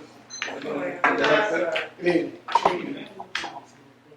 Well, as some of you all know, I am the Atlantic City NAACP housing chair. Okay? Some of y'all in the audience know me. I've been dealing with some of the housing issues that started way back with Stanley. This that we're hearing right now is an escalation of stuff that we were first contacted back before they even hired the attorney. The NAACP was already active for what was going on with Stanley. To hear about them organizing for associations, back when Tom Hannon was here, he encouraged it because the housing authority receives residuals if the buildings have an active association. That's not new. It actually benefits them to have it. So I don't see anybody at all would understand where that, because everybody benefits. Residents as well as the housing authority. So that's one thing. You're correct. Other thing to understand is that we are aware of the housing shortage in the state of New Jersey. Joyce is the regional housing for the NAACP. So she knows about the state. I said, along with our state vice president, Michael McNeil. So we know the situation. What's happening here, I'm like, it with the fact that a lot of stuff was jumped before there was conclusive evidence to be presented. What I mean by that was, you put the residents in an uproar with the whole thing about Stanley, and there was nothing in place to show them what was going to happen. To this very day, I would like to know, has anybody seen any blueprints of Stanley 2? Yes, and we met with residents, but I'm going to let you continue. All right. We're required. Okay. Like, that's part of the rumor mill that we done, and the board does this, and the board does that. And we did meet with residents back there. We did see the blueprints. We have them, and then COVID happened. So the Stanley 2 site, okay, that we've seen, okay, I'm like, hey, we have not seen anything. I'm like, hey, publicly or preventing everybody or what it's going to look like. But when this all first started, there was nothing in this plan except for democracy. It was going to be entity that was going to be looking at most public housing looks like the Meadows. We built those in 2015, and that was the beginning of moving residents out of Stanley. You know about the lot Stanley Jr. So this whole process started in 2015. That's what new public housing looked like. So if someone wants to know what public housing looked like, what would they live in at the Stanley? For the most part, it looks like the Meadows. Yeah. That's So when Conifer came in and they did because of HUD's limited ability financially, that's what they were doing the partnership. But that's what we understood about the Hope 6 project. Okay, that was one thing. Okay, moving forward, like I said, they had never been, so we say conclusively what we've seen. And I've talked with Kaleem about it several times about it. He's been on the planning board. Has there been something? Okay, and I'm like, okay, and Kaleem, I'm like, who was our NAACP president, but also on planning board. I asked him several times. So you say that there is, okay, as on council, he's not seen it, whatever, and the planning board has seen it. So that's news to me, as I just talked to him on Tuesday, on Monday, last Monday, okay? But the fact of the matter is, all of this, I'm like, was a great meeting. Would you agree that it would look better? That the conditions look different? There's a front door, there's a back door. But you can, in some cities, there are high rises, and typically at this point, HUD does not allow you to go higher than 5 levels. Mm-hmm. So public housing is no higher than 5 levels. The ground floor is normally retail with four levels of living space. That's the highest you can go. And then anything from that in the Meadows, that's what public housing looks like. So you may not have seen a blueprint, but that's what public housing looks like. Well, then, understandably, because y'all have come up with a concept to it, okay, and that's fine, okay, broad spectrum, whatever. A lot of people got into a panic, and Mr. Saylor, I guess you're new here, but there was a panic when all of this first started. And now that I guess we've got some closure to what was going to happen, okay, but remember, mental state of somebody's mind back then, so now you can see the stress will put on somebody when they had no idea. Okay, so here that news, that's great news to have that I put in the report. Okay, but also understand, I'm like, hey, the complaints that the NAACP gets, okay, and I tell everybody very seriously, when I get the complaints, I take them very seriously. Okay, I do a full investigation. Now, some of y'all might know, I don't know, but yes, I do call the police. I do call the fire. I call everybody. I don't just take a resident's word. I will meet with them to get to the bottom of something and hopefully come to a resolution. So understand, the NWSC is not adversary, but we try to do things in the right manner for the advocate, for the resident, but also find out what's the end goal. Because everybody can't have all my way. So we try to do things where the resident of my case benefits, but also community benefits. The board benefits. We'll have people yelling and screaming and hollering or whatever. No. If we can sit down and talk, we sit down and talk. I said, I'm still waiting to meet with the democracy, okay, to find out some things about that going on. Like I said, I investigate everything, okay? I'm back to the board's attention. When I get the time, I'm like, hey, read the chair is here. So if you're a little bit, you can ask Joyce said, oh my God, plenty of time of what we have to do, okay? Thank you so much. Thank you, Mr. Brown. All right, that is it for public comment. Next item on the agenda, item number 4, is the approval of the board meeting minutes from the meeting of January 25th, 2024. This is both the open and closed session minutes, which are in your packet. Can I have a motion and a second? Move it. Motion. Second. Okay. Any discussion? Seeing none, I'll have a roll call vote on approval of the minutes. Commissioner Dorsey. Yes. Commissioner Gabay. Yes. Commissioner Hall. Commissioner Johnson. Commissioner Wilson. Okay. Commissioner Johnson, can you hear me? We will come back to Commissioner Johnson. Commissioner Wills. Yes. And Chairwoman Marshall. Yes. Commissioner Johnson. Well, tentatively. Make it back. Is that Commissioner Johnson? Once, going twice. All right, we'll list Commissioner Johnson as an abstention for the moment, and that motion has passed. 4 in favor, none opposed. I apologize. She says yes. Oh, she- Yes. She says I'm back on, and yes. Okay, so we have unanimous, 6 in favor, none opposed. Item 5, reports of board committees. Any board committees? Yes, the executive board met, and that will, Tom will discuss that as a part of his report. All right, thank you. Item 6, the treasurer's report. Treasurer's report being distributed. If you have any question or concern, please ask me.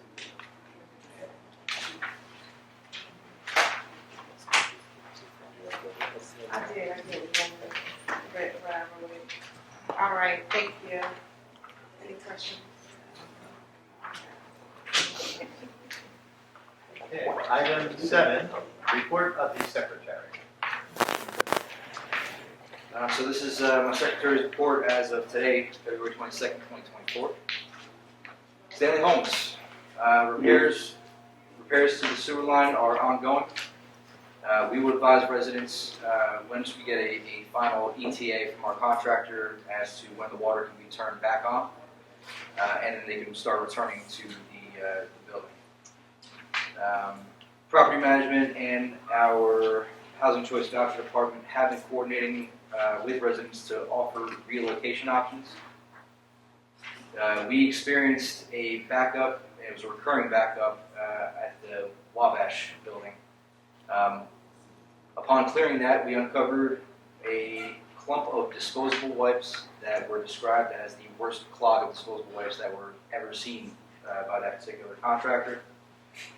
We also found that T-shirts were being flushed into the waistlines. We've also found that illegal dumping has been taking place into the roll-off containers that are intended for Housing Authority bulk trash. That is currently under investigation and will be referred to the appropriate authorities after a full review of our camera coverage. With regard to Stanley, there's a lot of moving pieces, and I understand that everyone hopes that we'll be communicating everything in detail with them, and we intend on doing so.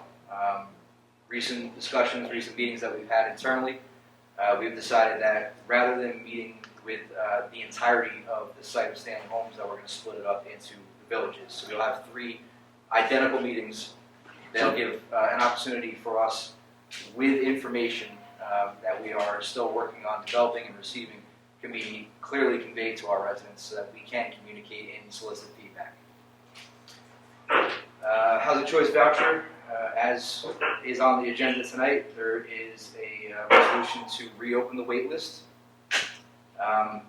Per the resolution that was passed at the last board meeting, Stanley residents are being given first priority preference on that Section 8 wait list. I must stress, because it's been said multiple times, this is not forcible, this is not mandatory, this is voluntary for any resident that wishes to receive a voucher so that they can arrange to have an alternate accommodation.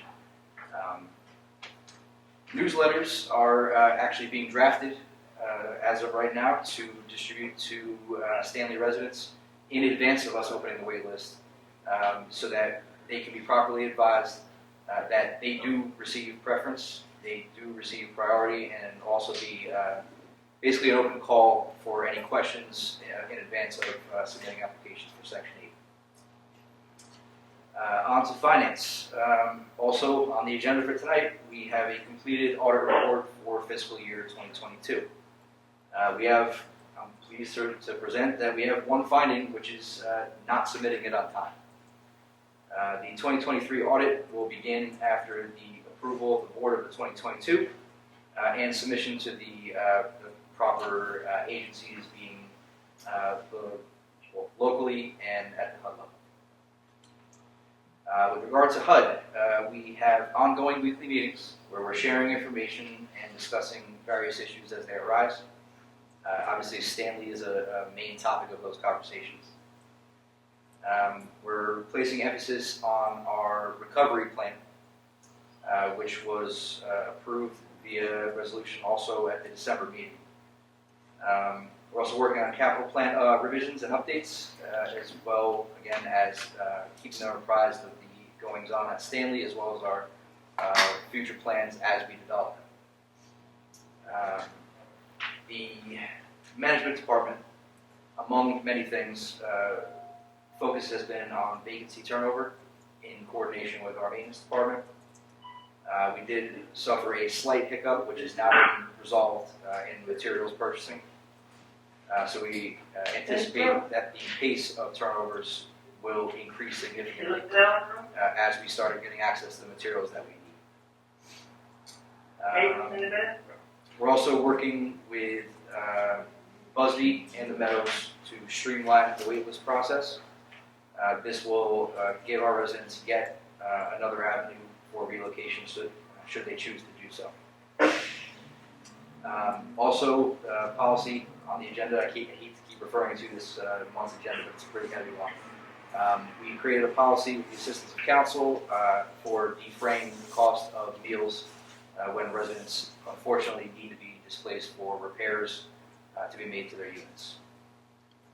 Personnel, we received resumes and started scheduling interviews. We actually did conduct 2 interviews so far for our procurement coordinator position.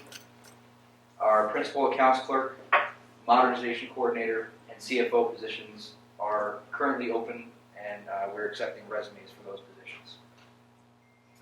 We have commenced our union negotiations for 2 of the 3 unions, and we've actually tentatively scheduled our next follow-up meetings and negotiations for, I believe, early March. Those dates are not yet set in stone, but we've established that we will be reconvening shortly. One additional item today, was our deadline to receive bids for architectural and engineering services, or more commonly referred to internally as A&E. This is exciting because this is one of the major pieces that we are missing. All of our capital efforts and Stanley are impacted by having an A&E firm, a qualified A&E firm, to assist us with physical needs assessments, writing technical specifications for capital projects, and this was the one missing piece that we needed to actually kickstart a lot of processes that we've gotten stuck in a rut with. I will actually going to go back and acknowledge Mr. Royal's comment. Is that our sit downs and finalizing the plans by regulation, there's a process that we have to follow. And getting this piece of the puzzle that we've been missing for some time will finally allow us to do that. In discussing with our department heads as to how, when, and what's going to be discussed with regards to our meetings with Stanley residents, just saying we have issues and it's going to cost a lot of money to replace it, it's not enough, right? You can't have a substantive conversation with somebody based on that. One of the first tasks that we're going to be assigning to our A&E firm, who has not yet been identified, we have to evaluate the responses that we did receive, is physical needs assessments, specifically for Stanley as well as the rest of our properties. And again, they will also be tasked with writing technical specifications based on their analysis of a lot of the capital projects that we will be putting through the pipeline shortly. So I tried to keep my typical bullet point ED's report brief. The reason for doing so is I've been relatively quiet over the past few months. I prefer to not be the loudest voice in the room. I prefer to observe, and then when something needs to be said, I'll say it, and I'll say it in the most diplomatic way possible. We are dealing with some very serious issues that are not making the day-to-day issues we are currently trying to resolve any better. Per my calculations, or my estimate, I am the 5th ED of this housing authority, including interims, in 3 years. That lends itself to a lack of stability, a lack of continuation of plans, and morale amongst the staff, amongst the residents, because their lack of stability is, for obvious reasons, it detracts from the things that we need to focus on.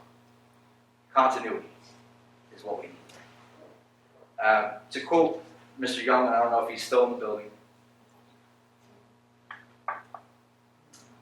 I'm going to reiterate what he said, and I'm going to leave out the last part, which was getting out of anyone's way. We need to work together. And the following of what I'll cover, without naming names, should hopefully illustrate what I mean by working together. I'll use the Claridge situation and the repairs as a prime example of that. I believe Ms. Great is still, I actually don't see her. She's here. I will allow her to speak for herself, but after the story ran regarding the situation with the Claridge, she was beside herself. And on Friday night, Judy and I spent close to 2 hours on the phone talking about the situation. And Judy, I'm not going to put you on the spot. And again, I'm not, if there are any details that you want to go into, I encourage you to also speak. But the situation, as I understand it, was that a statement was made that the housing authority, quote, knew about a situation for approximately 30 days, and it was an administrative decision is what was run. As was explained to me by Ms. Great, it was a misinterpretation and an opportunity to bash the housing authority by multiple individuals. This is nothing new. This happens multiple times per week. I try not to, and nor do I have the time to, unless someone drops something in my lap, to try to seek out every article, comment, memo, unless someone says, hey, you got to take a look at this. And I'm disheartened by a lot of what I see. There is a massive amount of misinformation that is being treated as fact. It is being echoed. All it does is hurt the residents at the end of the day. As I already stated, I'm the 5th ED now in 3 years. We have a team of department heads that have been in their current positions for just a few months. Even though I was hired to come to this housing authority in May of last year, I've been in my current position for coming up on 4 months. This housing authority has consistently become the target for many valid complaints. And it's all being, I shouldn't say all, I don't want to be an absolutist. A lot of it is being attributed to the current administration, which just couldn't be more incorrect and unfair to the people that show up every day and try to help our residents. As I referenced, one of the things that was dropped in my lap was a memo that was written and then sent to the city clerk's office that initially stated the top executives, plural, need to be held accountable. Accountable for the situations at Stanley that have existed for years, if not decades now. It then changed to, well, Tom needs to be held accountable. Okay. Not taking it personal. It's misguided and in and of itself detracts everyone's attention from what we actually need to be doing, which is serving our residents. Anyone who is not currently employed by the Housing Authority, some that were formerly employed by the Housing Authority, understand the amount of crisis management that goes into the daily activity of running this agency. To name a few things, and actually, you know what, I kind of had this written out in case my mind got ahead of me, and I did jump ahead. But, and this is not to be construed as me complaining, I'm not. I'm just clearing the air. In addition to the day-to-day management of one of the 5 largest housing authorities in this state, we are dealing with cleaning up historical mismanagement from prior administrations. It's all well known, it's all well documented, and it is memorialized and ratified by a compliance review that HUD conducted approximately a year ago. We have approximately 100 corrective action items with hard deadlines from HUD. We had to, now one, as of tonight, years worth of audits that had not been completed and are now getting done. We have years of deferred capital items, projects, maintenance items at Stanley as well as our other properties that need to be addressed. This is not specific to the Atlantic City Housing Authority. HUD themselves has estimated that nationwide there's approximately $35 billion in capital repair needs, deferred capital repair needs. And I'll remind everyone, I'm not here to throw anyone under the bus, I'm not here to call anybody out.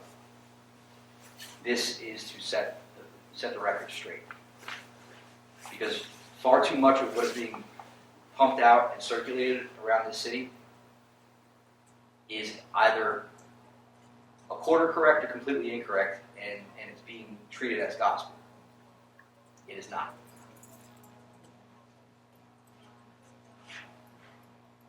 I'm trying not to get too passionate because I don't want to get emotional, because I'm also speaking on behalf of our staff. It's not just about me. And I feel for everyone that shows up to this housing authority on a daily basis and tries their best to not only clean up the past, but pave the way going forward. And for anyone who's in the room, I apologize, I'm not trying to speak on your behalf, but what I've observed is growing frustration and exhaustion. Many of those issues and that general sentiment is due to the constant barrage by third parties and interference by third parties. I'm here to say enough is enough. We have enough to worry about, to engage in information wars. It's not necessary. It's not what it is. This is not your time to talk, Ms. Post. I understand that, but I know who you're talking to, and Maintain order, please. that was a direct. Respect the board and maintain order, Ms. Post. Ms. Post, other than responding to your comment, I have never mentioned your name, and I'm not accusing you of anything. I am setting the record straight up. About a month ago, are you saying you did not know about this plan a month ago? Because we were told we were. Ms. Post, that was not accurate information. And as is always been stated, Stanley should have been torn down 30 years ago. Okay, it should have been, well, since you spoke, I'ma just say, it should have been torn down. Ms. Post, Way before Tom started and any of the directors here. It should have been torn down a long time ago. There are always going to be issues. Yes, yes, there are always, go ahead, Tom, you have the floor. Ms. Go Post, ahead. with all due respect, Alright, I'm being quiet. this is not public comment. Yes, I will say nothing. I'm not typically, I don't have a poker face, I'll say that much. But I'm not typically a person that allows my emotions to ride high. I try to stay calm, logical, and always revert back to the process and facts. And for me to say that this situation doesn't and hasn't caused me to be emotional out of frustration for what's being attempted to be done by the housing authority and the negative ramifications of all the other things that are going on. So I will, and I apologize for getting a little bit out of order. I allowed my emotions to kind of take me off track.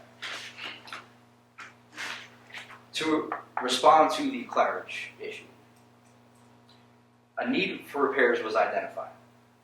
It was eligible for an insurance claim, so we submitted one. ServPro was engaged to sanitize the crawl space, so our plumbing contractor, Kisby, could get into the crawl space, estimate, and then make the necessary repairs. The insurance adjuster initially estimated that ServPro, their process, would take much longer than what it actually did in order for Kisby to get in there. So the letter that was distributed to the residents that would be affected by this estimated 30 days. That's a worst case estimate. That's what we conveyed. Vacancies were limited at local hotels, so Judy, our resident services coordinator, immediately began contacting every hotel that she could to establish where we could temporarily relocate our residents. She was working double time to get that done. The Claridge had available rooms, but no option for kitchenettes. That's the major difference between the Courtyard and Claridge. So, contrary to what was put out there, we immediately began the process of coordinating for provision of meals. That's not what was represented. Did you ever And I have communicate? Ms. Post.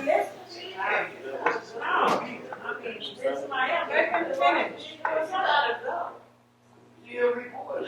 I wouldn't care. I don't care either. She's out of line. That's right, she's out of line. So coordination with provision of meals was actually started and underway prior to the articles, as well as comments made by other individuals that no consideration had been made to it. It's inaccurate. I'm not implying that there was ill intent.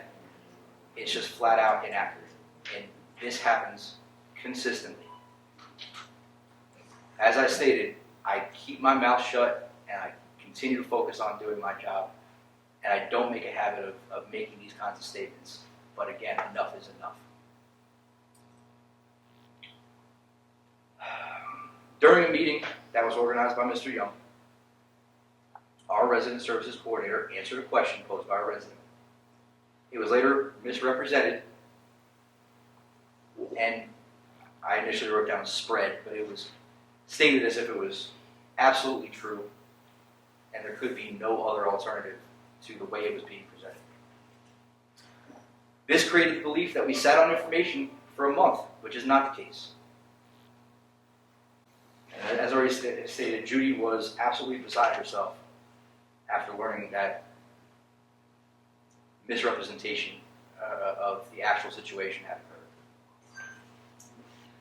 occurred.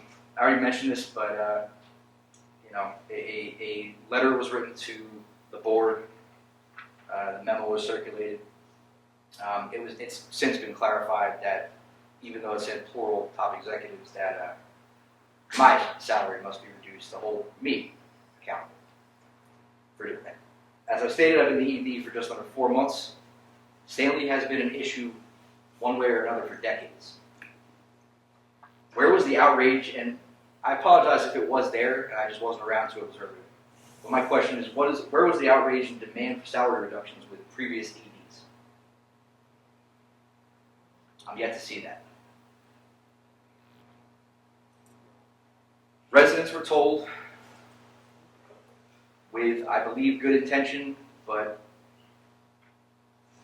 maybe lack of the necessary consideration for how that would affect things going forward. Why didn't you say that to, Councilman Shabash when he was here? 'Cause he the one that wrote the letter. I was hoping, and I did have a Wait a conversation. minute, I'm not talking to him. I'm That's just fine. saying. He left, and there was a conversation.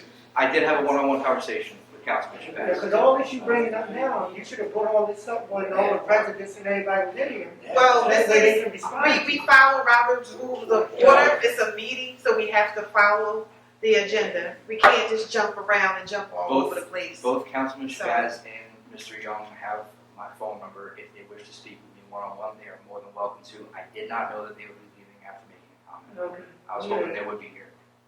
And I'm sure they'll hear about this, and I'm sure there will be further conversation. I'm fine with that. I wouldn't say anything here that I wouldn't talk to them one-on-one about. Okay. And I'm not targeting anyone, Okay. as I've stated. Okay? I'm This board talking. always saying everything is a lie. Everything is not a lie. No. Commissioner Hall. Everything is not a lie. If y'all look for that. I didn't say. Dorsey always saying Commissioner Hall. everything we say is a lie. Commissioner Hall. The residents. The ED has the floor. Yeah, well, he went on record too, saying that Stanley The Home ED has residents the floor right lied now. about their situation. Commissioner Hall, you are out of line. Commissioner Hall, Okay. when he done giving his report, you have a question, you can ask him a question. So just give him a chance. Yeah, once he done, then you want to That's have a part of the question. problem. Yeah. That's part of the problem. Commissioner, well, I tried to organize my thoughts in the best way that I could, that likely a lot of the questions that may come up will be, by way of the remainder of this, be answered by the time I'm done. And I apologize, I understand everyone's time is valuable, I'm not trying to keep anyone here later than they need to be. But again, it's very important, and I see it across the entire organization, as well as the board. And I'm not speaking on behalf of the board either. This is me speaking on what I've observed, my interpretation of things. And again, my statements in no way reflect anything that the board has said, the staff has said. These reflect directly on me. So again, residents were told that no relocation whatsoever would be necessary, which unfortunately is just not possible with the amount of repairs that are needed after decades of neglect and the age of the property. We are not forcing, okay? We've said it multiple times, voluntary relocation while we go through the process of having a bulletproof plan to be able to rehab, redevelop Stanley homes, so that our residents actually have somewhere that they can be comfortable, they can be proud to call home, and not have to worry about everything that they have to deal with, and that they've been dealing with for years. Residents were also told at one point that they would receive tankless hot water heaters before it was even determined whether A, they were feasible, and how that installation would actually take place. It was a great idea that unfortunately was not fully fleshed out, and a lot of people got that information, and unfortunately they ran with it, which down the line created additional questions as to why is this not being done. This is why we have to be 100% accurate and believe that the information that we're putting forth is accurate and feasible before we put the information out there. That's part of the problem, and it really just covers only a fraction of, unfortunately, the misinformation that's been pumped into the community. And unfortunately, I don't see a lot of people questioning it. People take it as truth. That being said, I've said this multiple times, I'm not perfect, no one is. We make mistakes. We want constructive criticism. But simply saying, I'm not trying to be a Monday morning quarterback, and then immediately proceeding to do so is not the solution.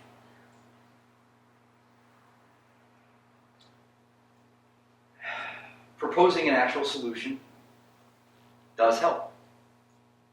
Unfortunately, a lot of individuals who are doing so have never been involved in running a public housing authority and do not, unfortunately, have a realistic perspective on how operations are conducted, nor the challenges we face every single day. We are responsible for approximately 1,600 households and approximately 900 voucher recipients. Most of these individuals have needs that must be addressed via triage and crisis management. And I apologize for being repetitive, but I did get out of order and I'm trying to sort of circle back here. Due to the long-standing issues that have been going on at Stanley, as well as the aforementioned historical mismanagement of this agency. And to clarify, that is not a shot at the board. The management of the agency is the responsibility of the administration, the people who receive a paycheck, not the commissioners. So I just wanted to be sure that that wasn't misinterpreted either. I'm not taking a shot at the board. The board is responsible for governance and oversight, creation of policy, long-term vision. It's our job as the administration to make the vision a tangible reality. So, again, I'm not trying to be confrontational with anyone, but every time a shot is thrown at the board for something that the administration did or didn't do in years past, again, it's misguided. It is extremely misguided, and it doesn't help anyone at the end of the day.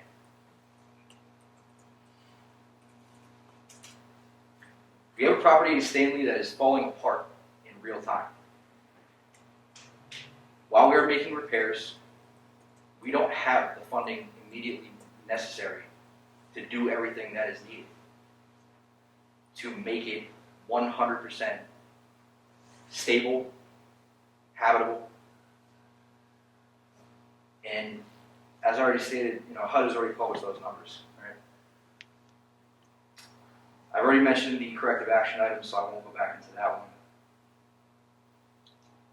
So, in a nutshell, running the day-to-day is busy, it's exhausting, it's also rewarding to see that our actions do have some tangible benefit on our residents. It's not the pace that everyone expects it to.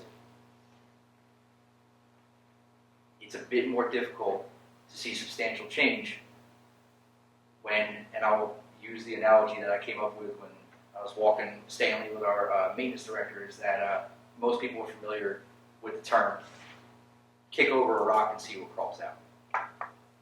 Unfortunately, as I've learned in the past few months, you kick over a rock and there's 5 more rocks under that rock, and one of them has a landmine armed under it. And I'm not trying to be funny by saying that, but this is what we constantly run face first into. None of that gets put out into the public discussion. Nor should it, really. Not all the time. But there's a complete lack of understanding of what we're actually currently facing. I will say that everyone is doing their best. I like to think that I push hard but not too hard, and that I'm understanding as an executive director.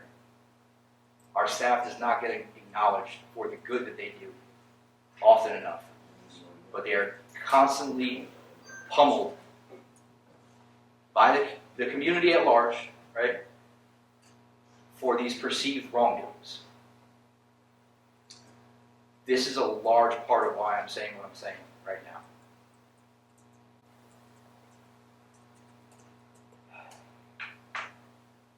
So again, not everyone is expected to agree with the process, my feelings, my statements, any of it. No one is expected to agree with the day-to-day decisions that are made, the decisions made by the board, myself, and the staff of the Housing Authority, and that's fine. It's everyone's prerogative to agree or disagree with what other people are doing and their perception of what they're doing.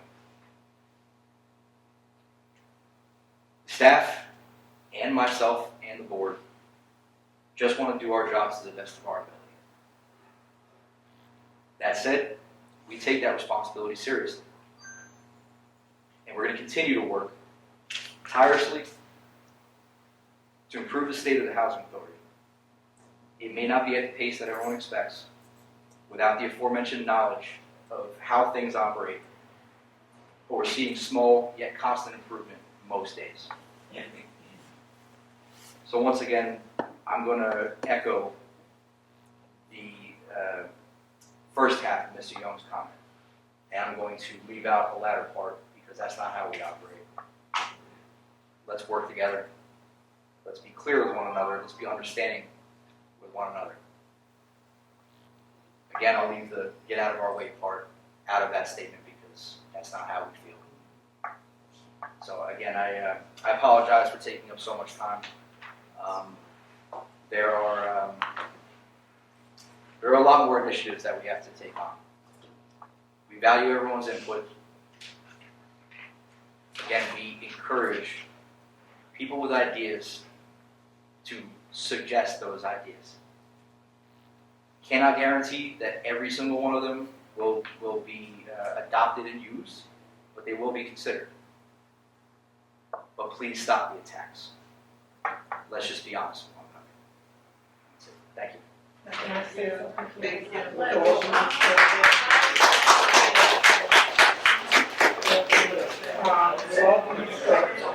I don't blame you for everything. I don't blame you for everything that went on the housing authority. That's the first thing. I don't blame none of the staff for what's going on. Y'all staff, no. But what I do blame the board and some things for is that the board knew that we have a procure person that who not have been supplying the needs that our managers, house managers, and staff needed for our residents to live a productive life. We have a lawyer here that is for housing authority, that when I read his bio, I read Jerry Vogt bio, I read Manafort bio, all of these credentials they said they have in this big package of bios. None of them had it presented and it benefited none of the residents. I see the contract still going on, that one Manfredi and them submitting their contract to Jerry Vogt, Jerry Vogt sent his contract to Mr. DeLucre, and they all keep submitting contracts to each other, but I don't see nowhere in here that their service has benefited our residents. And I blame the board for that, because we had the opportunity to get rid of him, and he's been our procure person for how long? And we had manager after manager come to board meetings stressing that they have no supply. Even at one time, I had maintenance guys come to me saying about their trucks falling apart, this falling apart, people houses falling apart. But nothing was done. So I do blame the board, because the board could have took action against Mr. Ms. Hall, you're a commissioner. You're a commissioner. I'm a commissioner, and that's why I'm here to speak up. I just got on this board because if y'all want to let me but I'm saying, the solution was we was trying to get rid of Jerry so we could get somebody for the managers that was going to procure, like Mr. Robert King. Did you hear? Okay. Anybody could be a QPA. Mm-hmm. All right. That doesn't mean they are the QPA. Okay. To become a QPA in the state of New Jersey through DCA teaches you state procurement. Mm-hmm. It does not teach you federal procurement. It's a different level. Anybody could take the test, take the classes, and become a QPA. Does that make you qualified in HUD and federal procurement? It's different in the state of New Jersey. The state of New Jersey doesn't even allow, HUD doesn't even allow co-ops, okay? So that's just a little bit of information that most people don't know. They talk about it on the radio and every place else. But when you say that, you have to understand that, and you will see in his bio, he understands federal procurement. And we have an executive director, because that's important, a competent executive director that understands HUD. Well, you're on the board now. We have an executive director who understands procurement, HUD procurement. anyone could be a QPA. Okay, that's what I'm That saying. doesn't mean, but you threw that out there. I threw it out there to say, what have you done since you've been out the care person, to purchase anything? And our residents is still living in the condition that they're living in. I That's all am I'm saying. available to take your calls anytime. There is a lot, and I've given plenty examples, and I have I know, you don't keep coming up with excuses for it. That's what y'all been giving I'm not us. coming up with no excuses You right and Lawyer now. have been giving us excuses because like he write the policies and everything and stuff like that. So every time we complain about something Jerry Vogt doing, y'all come up with some kind of legal terminology or narrative to knock it down. Okay, because you don't understand it, and I can't do a back and Only forth thing I argument. understand that he's not doing his And I'm job. not, well, you don't even know all of what he does. As commissioners, we don't Well, I run the can see that he day-to-day hasn't did anything for our operations. residents. It's That's been all a I'm lot. saying. You only hear the negative, No, because that's I'm the not saying narrative negative. that's being presented to you. No, ain't nobody But as presenting nothing to me. commissioners, we don't run the day-to-day operations. Ain't We nobody- have one And employee. nobody, and that's the lie right there. We have one Y'all keep employee. saying something to me. And that is I keep fine. asking questions, and I want you to stop You're that. not answering questions. You're I not, asked you you a attacking. question. I You said, no, attacking. I'm saying. Okay, Tom has the floor right now, okay? And I'm not saying that. I'm Okay, telling you, I'm Tom not has- saying that. No, I don't- because That I be lying about this and I be lying No about one that. said I'm that. asking what I read and asked questions. And I'm Okay, saying, and that's the way it's supposed but to I'm just go. saying, I'm saying what the Okay. managers have said. Tom That they haven't had no has the floor. supply. Tom has the floor. So Commissioner Hall, I feel as though I may be able to answer your question. Yes, please do. I don't advocate for or against any vendors of the housing authority. I advocate for the housing authority being able to get done what it needs to. Yes. Right? And I will not say that our procurement has gone smoothly. It hasn't. Thank you. All right, we've had some issues. We actually do have a resolution that the backstory on that is it did complicate our procurement process as it pertains to maintenance materials. There was an audit finding and a determination by OIG. I believe it was the DC Housing Authority. I apologize for calling out the wrong housing authority on that. Dealing with co-ops and state contracts exclusively. We were advised by our QPA that we had to temporarily cease, which I personally didn't agree with, and I did tell him that, and that I really didn't understand how we could just stop ordering. And it was based off of a HUD OIG and a legal determination. And who said that? Who said that? Emily? Said it was based off of HUD regulations, that he couldn't purchase no supplies from none of the managers, none of the maintenance guys. It wasn't Council DeLucre, it was actually Councilman Free that they Okay, but actually. don't Councilman Freely, ain't they all associates? No, No. they're not all associates. And even with that, I just want to say, because it's put out there like that has something to do with the board, we don't control procurement. And Tom is explaining something that happened internally with the staff, okay, that the board was not a part of because we don't control procurement. And this also, just for reference, this was actually discussed in the past. So what we have tonight is a resolution that at least for one of the vendors that was given a PO last year for purchase of supplies, it was under a co-op, that the due diligence that's required on the federal side to ensure that something that would just be somewhat streamlined for municipal procurement or local procurement, we're bound by federal regulations as well. So we do have a resolution for consideration that acknowledges that problem for one supplier has been resolved. It doesn't fully solve the situation, but we're trying to do things the right way. And one thing I've learned over the years, having sat through OIG audits, is you do the right thing the wrong way, you did the wrong thing. That's their determination. So, and you know, I hesitate to make this public knowledge, but there have been moments where I've butted heads with our QPA. Specifically over these maintenance supplies was one time. I just think it need to be an investigation on these kinds. That's fine. So the other part of the procurement, right, is, as I already stated, is in personnel. We are in the process right now of identifying a procurement coordinator. It was a position that was discussed at length when we were revising the org chart.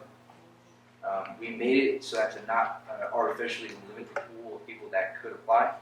that we encouraged a QPA but didn't make it mandatory. And if someone ultimately ended up getting hired that did not have a QPA, is that we would put them through the necessary training to obtain it. That's half the battle, right?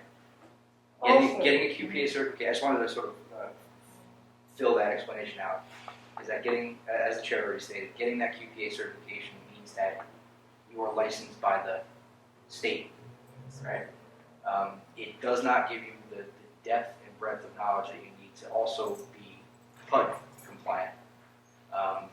So that is something that a plan that we put into effect. We also published in a solicitation, an open solicitation, to identify a procurement contractor. That was not with any particular contractor in mind. It is also our responsibility to ensure that that contract is set at a reasonable rate. I feel like with his services, and it's only my own feelings and opinion, and I got a right to them. It's just my opinion. I feel like his company, I can't vote on his contract tonight because I feel like his company it needs to be investigated. Because first of all, he's been our procure person, and I haven't seen none of his service that he's been getting paid for benefiting our residents and our employees. Also, our consultant. It's my opinion, and I'm entitled to it. How you spoke, how you felt, I can speak the same way with respect, not yelling in your house. And not saying that, oh, you're a liar, you're a liar. These are my feelings as a resident, also a commissioner. I feel like all these consultants, these are dual services. I feel like they all doing the same service for all this money, but nothing is getting done for the residents. Who's doing the same service? I just feel like the consultant, I'm just saying, like, Specifically. I'm just saying. No, we want to hear what combination of services there are. We had all these consultants. First we had the consultant, John Clark. He was consulting us on our, standing homes in the years. What does he do for us? I said, he said, when he spoke, he said he was doing about the water heaters and all that. And he said. Not what he said. That's what he did. He did mention those. That's not what he said. Now he's a redeveloper. So I'm saying, how did he went from that being a consultant to a redeveloper? And now you got another consultant here. Y'all bringing on Diane. All these consultants, even if you feel as though they're not doing the same services or saying the same thing, to me it's no different because it's not helping our residents. They're getting you information, but how has it been benefiting our residents and we paying them all this money? That's what I'm saying. But no money is never to the residents. I don't see and our lawyer, he writes policies and resolutions and stuff like that. I never see y'all having policies or anything that benefit the residents. We never come up with nothing to make their life easy. Like our programs we need back. Our utility, now that we over at Busby, we have to pay utilities. They so high because they took our heaters out. When they redid our units, they took all our heaters out, placed some of them with the new system, but downstairs, they didn't replace our heater that goes to our front door. They left that out completely and made a statement about why they wouldn't want to put it there. And I'm trying to ask Nicole, why didn't they give us our heater that goes downstairs to our door? Now all that cold air is coming up. Our electric bills are high. They're only giving us a certain amount of utility allowance that do not nowhere fit. Commissioner, this does not be time for resident complaints. So I'm gonna say what I want to say. I mean, it's I'm talking about Busby. Y'all talking about Stanley got Busby the last time. You're on 10 different subject lines. Yeah, We're on 10 different subject lines. Regardless. we are, if we, Because y'all don't let me get in on nothing, so y'all let me. You want to know how are they helping the residents? Yeah. Who helping the residents? How? You don't know what you're talking You about. don't know what you're talking about. You always talking about somebody lying. But you live in the paper as a pro. You live in the paper as a pro. Name lying. one But you're duplication of I wonder how you where you get your contracts from. Name one duplication. They need to do an investigation on you too. Commissioner Hall, can we please? They need to investigate you and all these consultants. So, Commissioner Hall, You always want to get on and try to I'm lying about everything. Now, I'm a resident. I live this stuff. Educate yourself. Yeah, You Commissioner. But you educate yourself. Commissioner Hall. Commissioner Hall, I'm not going to argue with you. I actually. And I didn't want to argue with you. But this man right here always want to talk about somebody lying. But you was in the paper for misleading people. investigate. Investigate where you get your contracts from. Jerry Boy is getting me some payout. Yeah. All of y'all getting paid out, these consultants. All y'all probably getting something off the top. Commissioner. All y'all need to be an investigator. Okay, are you done? Yes, I am. Thank you. So, I don't know if this is at all going to explain your concerns, and I hear your concerns, and I agree, you are entitled to your opinion on it. So I'm not going to disagree with anything that you're saying. For clarification, and I will repeat myself, I don't advocate for or against vendors. I advocate for obtaining the services that this housing authority needs to get to where we need to be. Any consultant that is hired is to supplement the efforts of our staff and myself in getting us to where we need to be. As I already stated, everyone is overloaded, everyone is exhausted, and there are certain initiatives that we need to undertake that we don't currently, emphasis on currently, have the capacity in-house to perform. Right? Through hiring, we are slowly but surely building that capacity in-house. But to put the expectation of on the existing staff for even a completed procurement department, just a named procurement, is a recipe for disaster. To rely on, well, at this point, one person, despite other people chipping in, myself, our comptroller, to help with the process, we need to make sure that the functions are carried out. So even though there's not a direct noticeable benefit to the residents from procurement going the way that it should, there is an indirect benefit from it going as it should. We're getting the goods and services that we need to be able to fix things, maintain things, keep things in good repair, right? And if we don't have those supplies, I'll actually quote our maintenance director, and part of the argument that I had with Mr. Volpe regarding maintenance supplies is, so what are we supposed to do? Are we supposed to go into vacant units and cannibalize fixtures and put them in? No, it doesn't make any sense. So I'm not advocating for any particular person. Redevelopment. I will say this, and I'll say it in the bluntest way possible. With what we're currently dealing with on a day-to-day basis, a very small percentage of the time gets devoted by our staff to redevelopment efforts. So while we don't have that person in-house, it makes more sense to hire someone who has that skill set. And in many instances, there is a cost savings because you're not paying for benefits, you're not paying for the pension, but we're trying to get there over time, right? Going back to the org chart, there were multiple positions that were created and defined. That will help us do those things going forward, but right here, right now, we don't have those things. They take time. People with certain skill sets are very difficult to find. So we can't sit dead in the water hoping that we find somebody. So we got another special legal service here. It's just that we keep getting all these people, but it still seems like nothing is done. Commissioner Hall, I will ask you. What were your questions between the meetings? Educate yourself. Read your packet ahead of time and find out. I mean, Commissioner Hall, yeah, I would ask if you have questions, you have my contact information. You can always call me. Your business needs to be investigated too. You have the executive director's contact information you can ask. We could have a whole conversation about procurement and how important procurement is and how you need a QPA. You know, the school district has I didn't say you didn't need one. No, I but said the one we got, we had need one. It's a very That's what I say. If you read your packet, you would see what he did. It's in our He packet. didn't do anything. It's in our packet what he did. Yeah, well, leave it up to the managers, the employees here. Educate yourself instead of spewing your I did ignorance. educate myself. I haven't seen nothing he did. And every time I questioned him, you You wanted didn't to read your stop. packet. Let's move on, for you. You know You can investigate your business. Okay. How many CDs Commissioner you Hall. ripped off. Commissioner Investigate your business. Who contracted you? Do something you're Where you getting your contract from? Commissioner Hall. Where you getting your I don't contract have from? contracts with the housing authority. Yeah, well, yeah, you probably ripping off people too. I heard about you. You been in the paper. You been in the paper, baby. You always talking about I'm lying.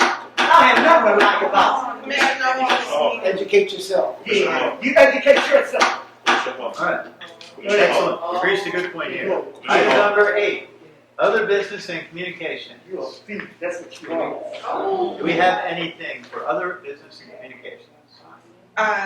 No. Seeing none, we move on to item 9, draft resolutions proposed for adoption. This evening, we have resolutions 9744 through 9755, all of which I believe are in the package provided to board members before the meeting.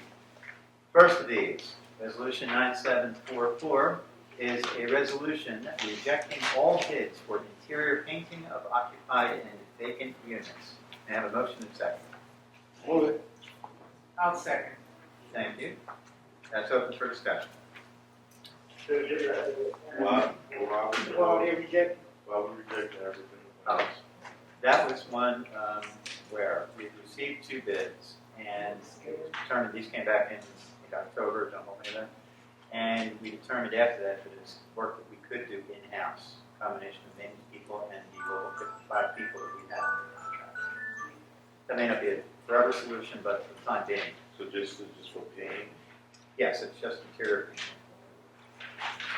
Let me check the other. Commissioner Johnson, can you hear us? Yes, can you hear me? We can, thank you. All right. There's no further discussion? You can have. In-house, I would make this people. I'll get them. Yeah, what we doing? Okay, I think you. Okay. Roll call vote. Commissioner Dorsey. Yes. Commissioner Gabay. Yes. Commissioner Hall. Yes. Commissioner Johnson. Yes. Thank you. Commissioner Wills. Yes. And Chairwoman Marshall. Yes. That has passed, 6 in favor, none opposed. Next, resolution 9745. This is a resolution certifying our board members' review of the audit for fiscal year ending March 31st, 2022. May I have a motion and second? Motion. Motion Gabay, second Second. by the chair. Thank you. That's open for discussion. Tom, I mean, we're not going to chase rumors and misinformation and every conversation, but could you briefly just discuss why the 2022 audit is just being completed, please? So, trying to go back to when the audit actually started. It predated you. It did. That's why I'm searching for the dates. But the initial contractor that was awarded this, which was Barbara or was the auditor, the IPA or the Independent Public Auditor, began their audit in, I don't want to put a month ago, it is in calendar year 2022. It was the end of 2022. I apologize for pausing, but I'm trying to remember the actual month. But we did get a response in writing from the previous auditor that they had commenced their audit, and the previous administration ceased corresponding with them. They were asking for copies of documentation. They were not provided with those copies, and they could not complete their audit. Upon getting into contact with this auditor, I advised them that we do have, obviously a new administration. I assured them that we would do everything that we could to assist with getting that across the finish line. And they advised, again in writing, that they did not have the ability to do so. And I believe what the individual principal on this account said was that they had reassigned all their personnel to other audits, and this was their quote-unquote busy season. So we procured a new auditor to first complete the 2022 overdue audit and then start on the 2023 audit, which was actually in the report that I gave a little while ago. So that immediately upon acceptance of this audit report, they can then commence with 2023. So in a nutshell, the reason the audit did not get completed is because previous administration just wasn't giving them the work papers and the documentation that they needed to do so. And it wasn't a result of the QPA not going out to bid, and we didn't have anyone or anything like that. It was a direct relationship with the staff that was here at the time not providing the proper paperwork to the auditor to finish the audit. And that was sometime at the end of 2022. So there was an auditor in place to do the report. And like you said, unfortunately, when auditors are, whether it's housing authorities or school districts or, wherever, municipalities, you need your staff to sort of stop what they're doing to provide the necessary paperwork to the auditors. I know this because I deal with the auditors. I often don't take lunch breaks. I often will stay because if they ask me for something, I want to make sure I give them the information. And if you have staff that are not providing that information, the auditors cannot finish the audit. And that's what happened. Who is that would provide that information? It would be the executive director. It would be your finance people. There's different people, if you want to speak to that. Who was the CFO in the ED at that time? Let's just get out there. I asked a question, I'd like to get an answer. So if anyone didn't hear, the question that was posed is who was the staff that was responsible for it at that given time? To my understanding, it was Denise Gordy and I believe Ivy Melendez were here at that present time. They were. So you're saying when Denise was the CFO and also the interim ED, she didn't submit the documents and the stuff that had been done? I believe it was during the time that she was the interim executive director. Look at the dates when they were here. For full clarity, the audit for Housing Authority just doesn't cover financial data. There's also review of tenant files, Section 8 files, et cetera, et cetera. She was our CFO and her dual title as interim ED, so I just wanted to make sure it was the right person. That is my current understanding based off of the response that I received from the previous audit. And that put us in the troubled status as a result of that. And again, it had nothing to do with this board. We did not cause that to happen. So Those are the facts. So moving forward. Denise Gordy ain't do that. She ain't here to defend herself. So moving forward, we have everybody That's a lot. to be able to do the 2023 audit. Yes, and actually, I know this is not usually the forum to do this, but I want to commend the team, most of whom are here, for pulling, which was a bit of an effort due to having to go back and locate, first identify and locate the relevant files that needed to be provided. I know a lot of time and energy was put into that by our staff, so I just want to commend them for that and help us get that across the finish line. But yes, we do. I mean, we don't have a CFO just yet, even though the posting is open. That would be extremely helpful. Even having a fee accountant, which has been solicited numerous times, would be extremely helpful. But it won't give up any hiccups along the way if they have to do that, whatever other than they have to do that. I'm not anticipating any hiccups. So we come say you say we don't have COF And then the fee accountant. And we went out to bid. So I'm just trying to say like moving forward that there won't be any type of. Well, the other staff has to jump in. That's where Tom is here till sometimes at midnight or 2 in the morning one night trying to get things done. Yeah, it falls on Tom. But we solicited for a fee accountant, and our council reached out to several prominent fee accountants in the state, and they don't want to come and do work with out the housing authority because they don't want their names dragged through the mud. They don't want in the meeting for They don't want to to be issues like having a consultant and so forth. So they won't respond. Commissioner Hall. This is not the romper room. Yes. God. So hopefully we'll go back out to bid and we can get someone that's willing to come work here and not be afraid of being an article written about them, and they don't want to come to business here. Commissioner Hall, we are speaking. This is a meeting. I know it is, but you're lying. No, I am not lying. The housing authority do the right thing. People will come here. Commissioner Hall. They're not coming here because their name won't get scammed. Please, we are in a meeting. I'm not. So, Commissioner He's Gabay, the liar. to The hopefully receipts to prove it.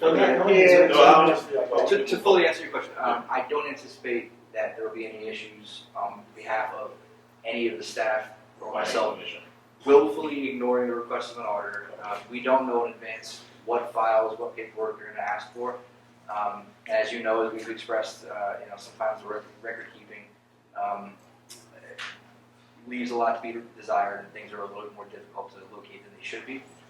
But again, from the effort that I saw from everyone on the 22 audit, I'm anticipating that the 23 should go smoothly as possible. So HUD's gonna get this report soon? Right after. Has HUD indicated, what will be the repercussions of us submitting this report in regards to our previous scoring? Won't change it. It won't change it, but we're required to submit it as part of our corrective action. And Tom, I want to say this. The integrity of this Atlantic City Housing Authority from, I'm not saying you, because previous administration has stolen money. They have been in the paper for fraud.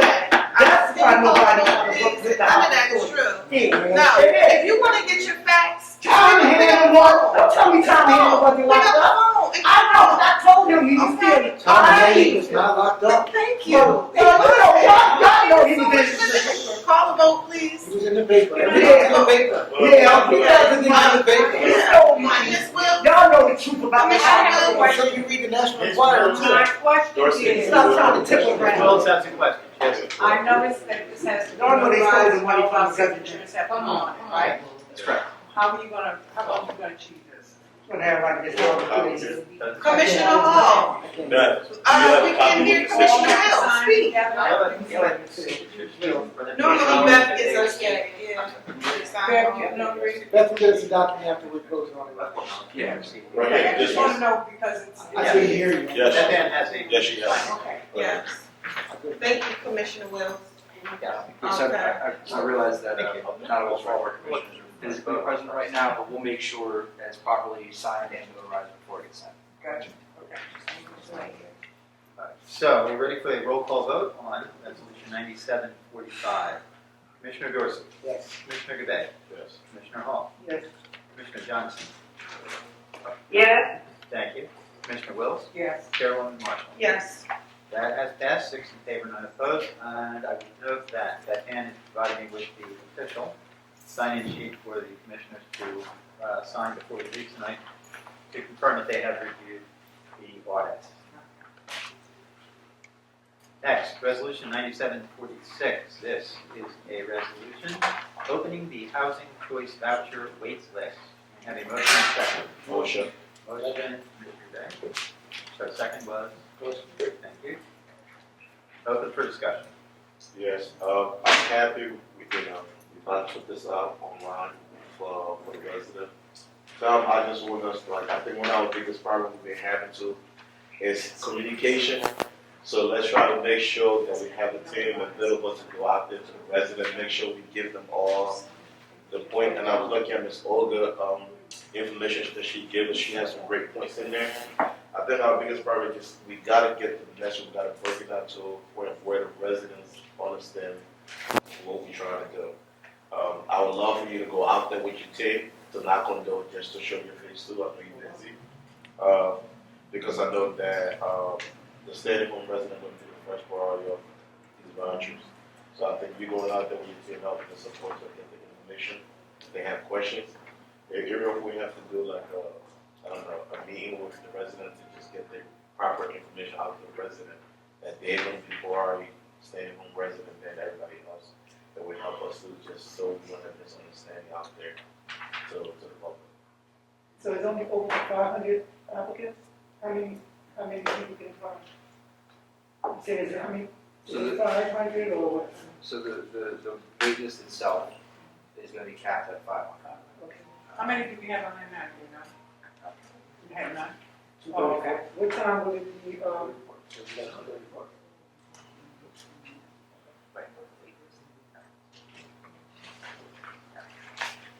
so why, Stanley Home, how many people are on Stanley Home that leave? Okay, this was the one where, before the one that they're relocated, or it's totally separate? Is this separate from the residence section that they want to get for being relocated? Or they are part of this 500? And plus the public, is it going to be open to the public too? Per the waiting list to the general public. Last month, the board approved an amendment to allow for preference to be given to Stanley families.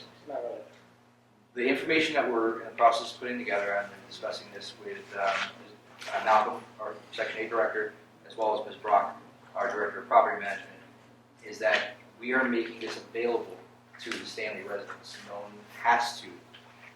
No one is mandated to actually apply. Should they wish to, they will get priority placement and they will essentially move to the top of the list.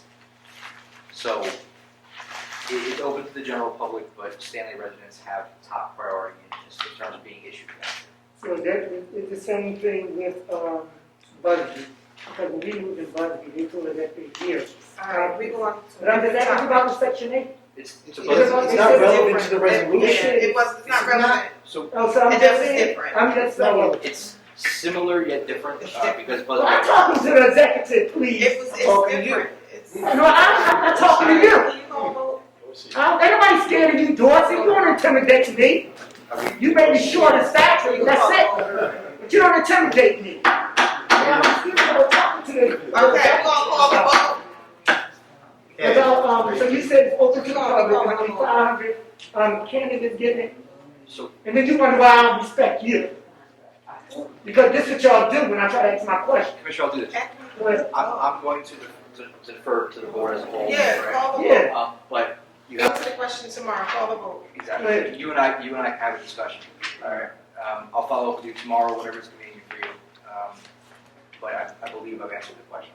Alright, we got roll call vote on resolution 90. Tell me what I can do. Commissioner Dorsey. Yes. Commissioner Godet. Anybody intimidated by you? Commissioner Hall. This is now vote to vote Yes. approved. Thank you. Commissioner Johnson. Yes. Thank you. Commissioner Wills. Yes. And Chairwoman Marshall. Yes. That has passed, 6 in favor, none opposed. Resolution 9747, a resolution approving and adopting the meal reimbursement policy. Have a motion and second. Motion. Motion Chair Marshall, second by, I'll second. thank you, by Commissioner Wills. That's open for discussion. Call the vote. Commissioner Dorsey. Yes. Commissioner Day. Oh, thank you. Commissioner Hall, then I guess we'll also have to be an abstention. Jess Busby, she's fine, she can Oh, vote. she's good there? Okay. Commissioner Hall. Yes. Can you give the reason why I abstained so? Oh, yes. Yes, Commissioner Beck Just is to clarify. abstaining because as a resident, he's potentially a beneficiary of the new policy, so he's abstaining, so it's not to taint the vote. Commissioner Johnson. Yes. Thank you. Commissioner Wills Yes. and Chairwoman Marshall. Yes. That has passed, 5 in favor, 1 abstention. Did we need 2 abstentions? No. No. Resolution 9748, a resolution approving and authorizing the award of a contract to the Brook Group LLC for redevelopment consulting services. May I have a motion and second? Motion. Commissioner Day, Second. second by Chairwoman Marshall. That's open for discussion. Seeing none, call the vote. Commissioner Dorsey. No. Commissioner Godet. Yes. Commissioner Hall. No. Commissioner Johnson. Yes. Thank you. Commissioner Wills Yes. and Chairwoman Marshall. Yes. That has passed, 4 in favor, 2 opposed. Next, Resolution 9749, a resolution approving and authorizing the award of a contract to the 360 Group of Companies for project management services. May I have a motion and second? Motion. Thank you. Second. Second by Chairwoman Marshall. Open for discussion. Call the vote. Seeing none. Commissioner Dorsey. No. Commissioner Godet. Yes. Commissioner Hall. Nope. Commissioner Johnson. Yes. Thank you. Commissioner Wills. Yes. Thank you. Chairwoman Marshall. Yes. That motion, the resolution has passed, 4 in favor, 2 opposed. I will defer this next one to Executive Director Chair. Sorry. So resolution 9750-02-24. Resolution of the Board of Commissioners of the Housing Authority and Urban Redevelopment Agency of the City of Atlantic City approving and authorizing the award of contract to Cooper Levinson for general legal services. Motion. Second. We have a motion and a second. Any questions, comments, or concerns? Hearing none. I already said it. Commissioner Dorsey, Yes. Vice Chair Gabay, Yes. Commissioner Hall, No. Commissioner Johnson, Yes. Commissioner Wills, Yes. Chair Marshall, Yes. motion carries. Okay, thank you. Thank you. Next, Resolution 9751, a resolution approving and authorizing the award of a contract to Manfredi and Tellecchio for special legal services. May I have a motion and a second? Motion. Motion, Commissioner Day, second by Commissioner Dorsey. Thank you. Open for discussion. Why do we need this? This is for, oh. That's fine. I went through. Go ahead. So special legal services deals with both labor counsel services as well as assisting with litigation, investigations, redevelopment, anything that would not be covered by general counsel.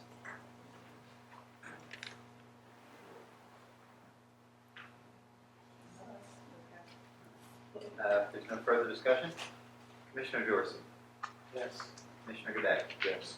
Commissioner Hall, No. Commissioner Johnson. Oh, I'm sorry, I didn't catch that. Yes. Thank you. Commissioner Wills, Yes. Chairwoman Marshall. Yes. That has passed, 5 in favor, 1 opposed. Next, Resolution 9752, a resolution approving and authorizing the award of a contract to Governments and Fiscal Affairs LLC for qualified purchasing agent services. Before I ask for motion second, I understand that there may be the will of the board to table this. Yeah, table this. Yes, that's correct. Right, so we may, just table to the moment, okay. Yeah. So may I have a motion to table? Table, period. So this is table. Yes, it's table, no closed session, just table. Okay, so Mm-mm, so we're clear though on what we'll be voting. So the motion, I understand that this is made by the chair, is a motion to table it in its entirety for this meeting. That's correct. And with the understanding, of course, as is always the case, when you table something in a given meeting, it can be brought up at later. Why are we tabling? Because I can table, but Oh, well, my vote is still a no, so I don't even different. you want, so you voting no to table? Yes, I'm voting no to table, I'm voting no to. We're not voting on it, we're voting to table it. We have a second on the motion to table. I'll second it. Thank you. There's no further discussion. This is then a motion to table, Resolution 9752. Commissioner Dorsey. Yes. Commissioner Gabay. It's getting tabled, we're not voting on it. I thought they wanted to go into closed session. We can discuss it, but we don't, Can we do that? we can still table it, either way, it gets tabled. Closed session. It gets tabled. You don't need to be confused. Okay, we can, but can we table it? We still gotta table it either way. We can table it, yes, but I thought we table it to go, like holding to go into closed section so we can discuss it, so. That's all matters, so. Okay. I'm just confused, that's all. Are you voting that yes to table it? Yeah, yes. Okay. Commissioner Hall. This is just on motion to table. No, I don't know what you're talking about. I don't care nothing about the table. I'm not voting for it anyway. Commissioner Johnson, this is a motion to table Resolution 9752. Yes. Thank you. Commissioner Wills Yes. and Chairwoman Marshall. Yes. That has passed. So, The motion to table has passed, 5 in favor, 1 opposed. can't ask no questions on it. We can. Yeah, I want us to go into closed session. All right. Okay. Thank you. If I'll the be board, in y'all closed board session. wants to discuss the potential award contract, it would be a matter for closed session, Yeah. whether that happens tonight or some other night. Sorry, that way go on. That's in the closed session.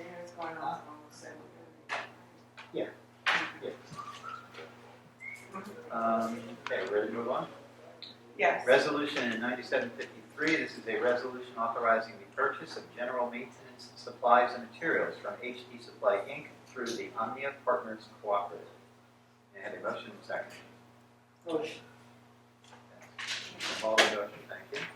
I'll second Thank you. Open for discussion. Here now, we call the vote. Commissioner Dorsey. it. Yes. Commissioner DeBay. Yes. Commissioner Hall. Yes. Commissioner Johnson. Yes. Thank you. Commissioner Willis. Yes. And Chairwoman Marshall. Yes. 6 in favor, none opposed, that has passed. Resolution 9754, a resolution approving the attached pre-check rating report and disbursement of bills thereof. Motion. Motion, Commissioner Dorsey. Second. Chairwoman Marshall, second. Open for discussion.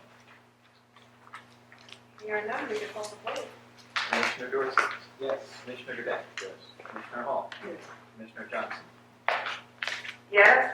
Thank you. Commissioner Wells. Yes. Chairwoman Marshall. Yes. That has passed, 6 in favor, none opposed.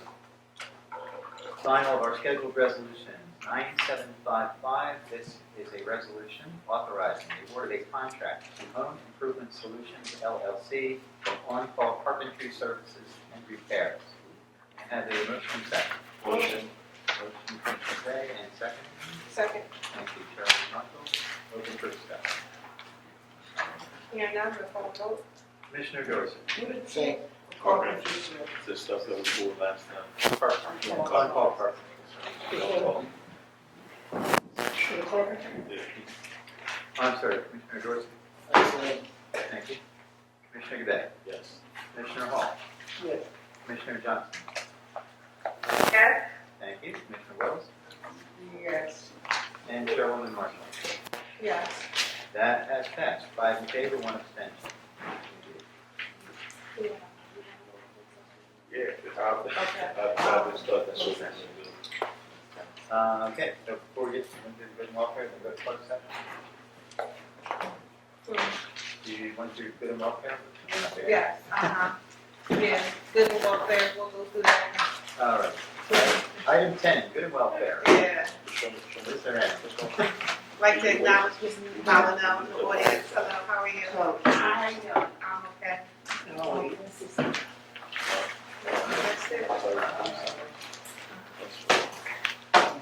right, so, We gonna go to closed session. yes, we have one matter of contract to discuss in closed session, and it is not clear at this time whether any action will be taken. No action will be taken. It's now clear that no action will be taken as a result of closed session, and I have a motion and a second to enter closed session. Thank you. I'm sorry, second, is that Commissioner Hall? Thank you.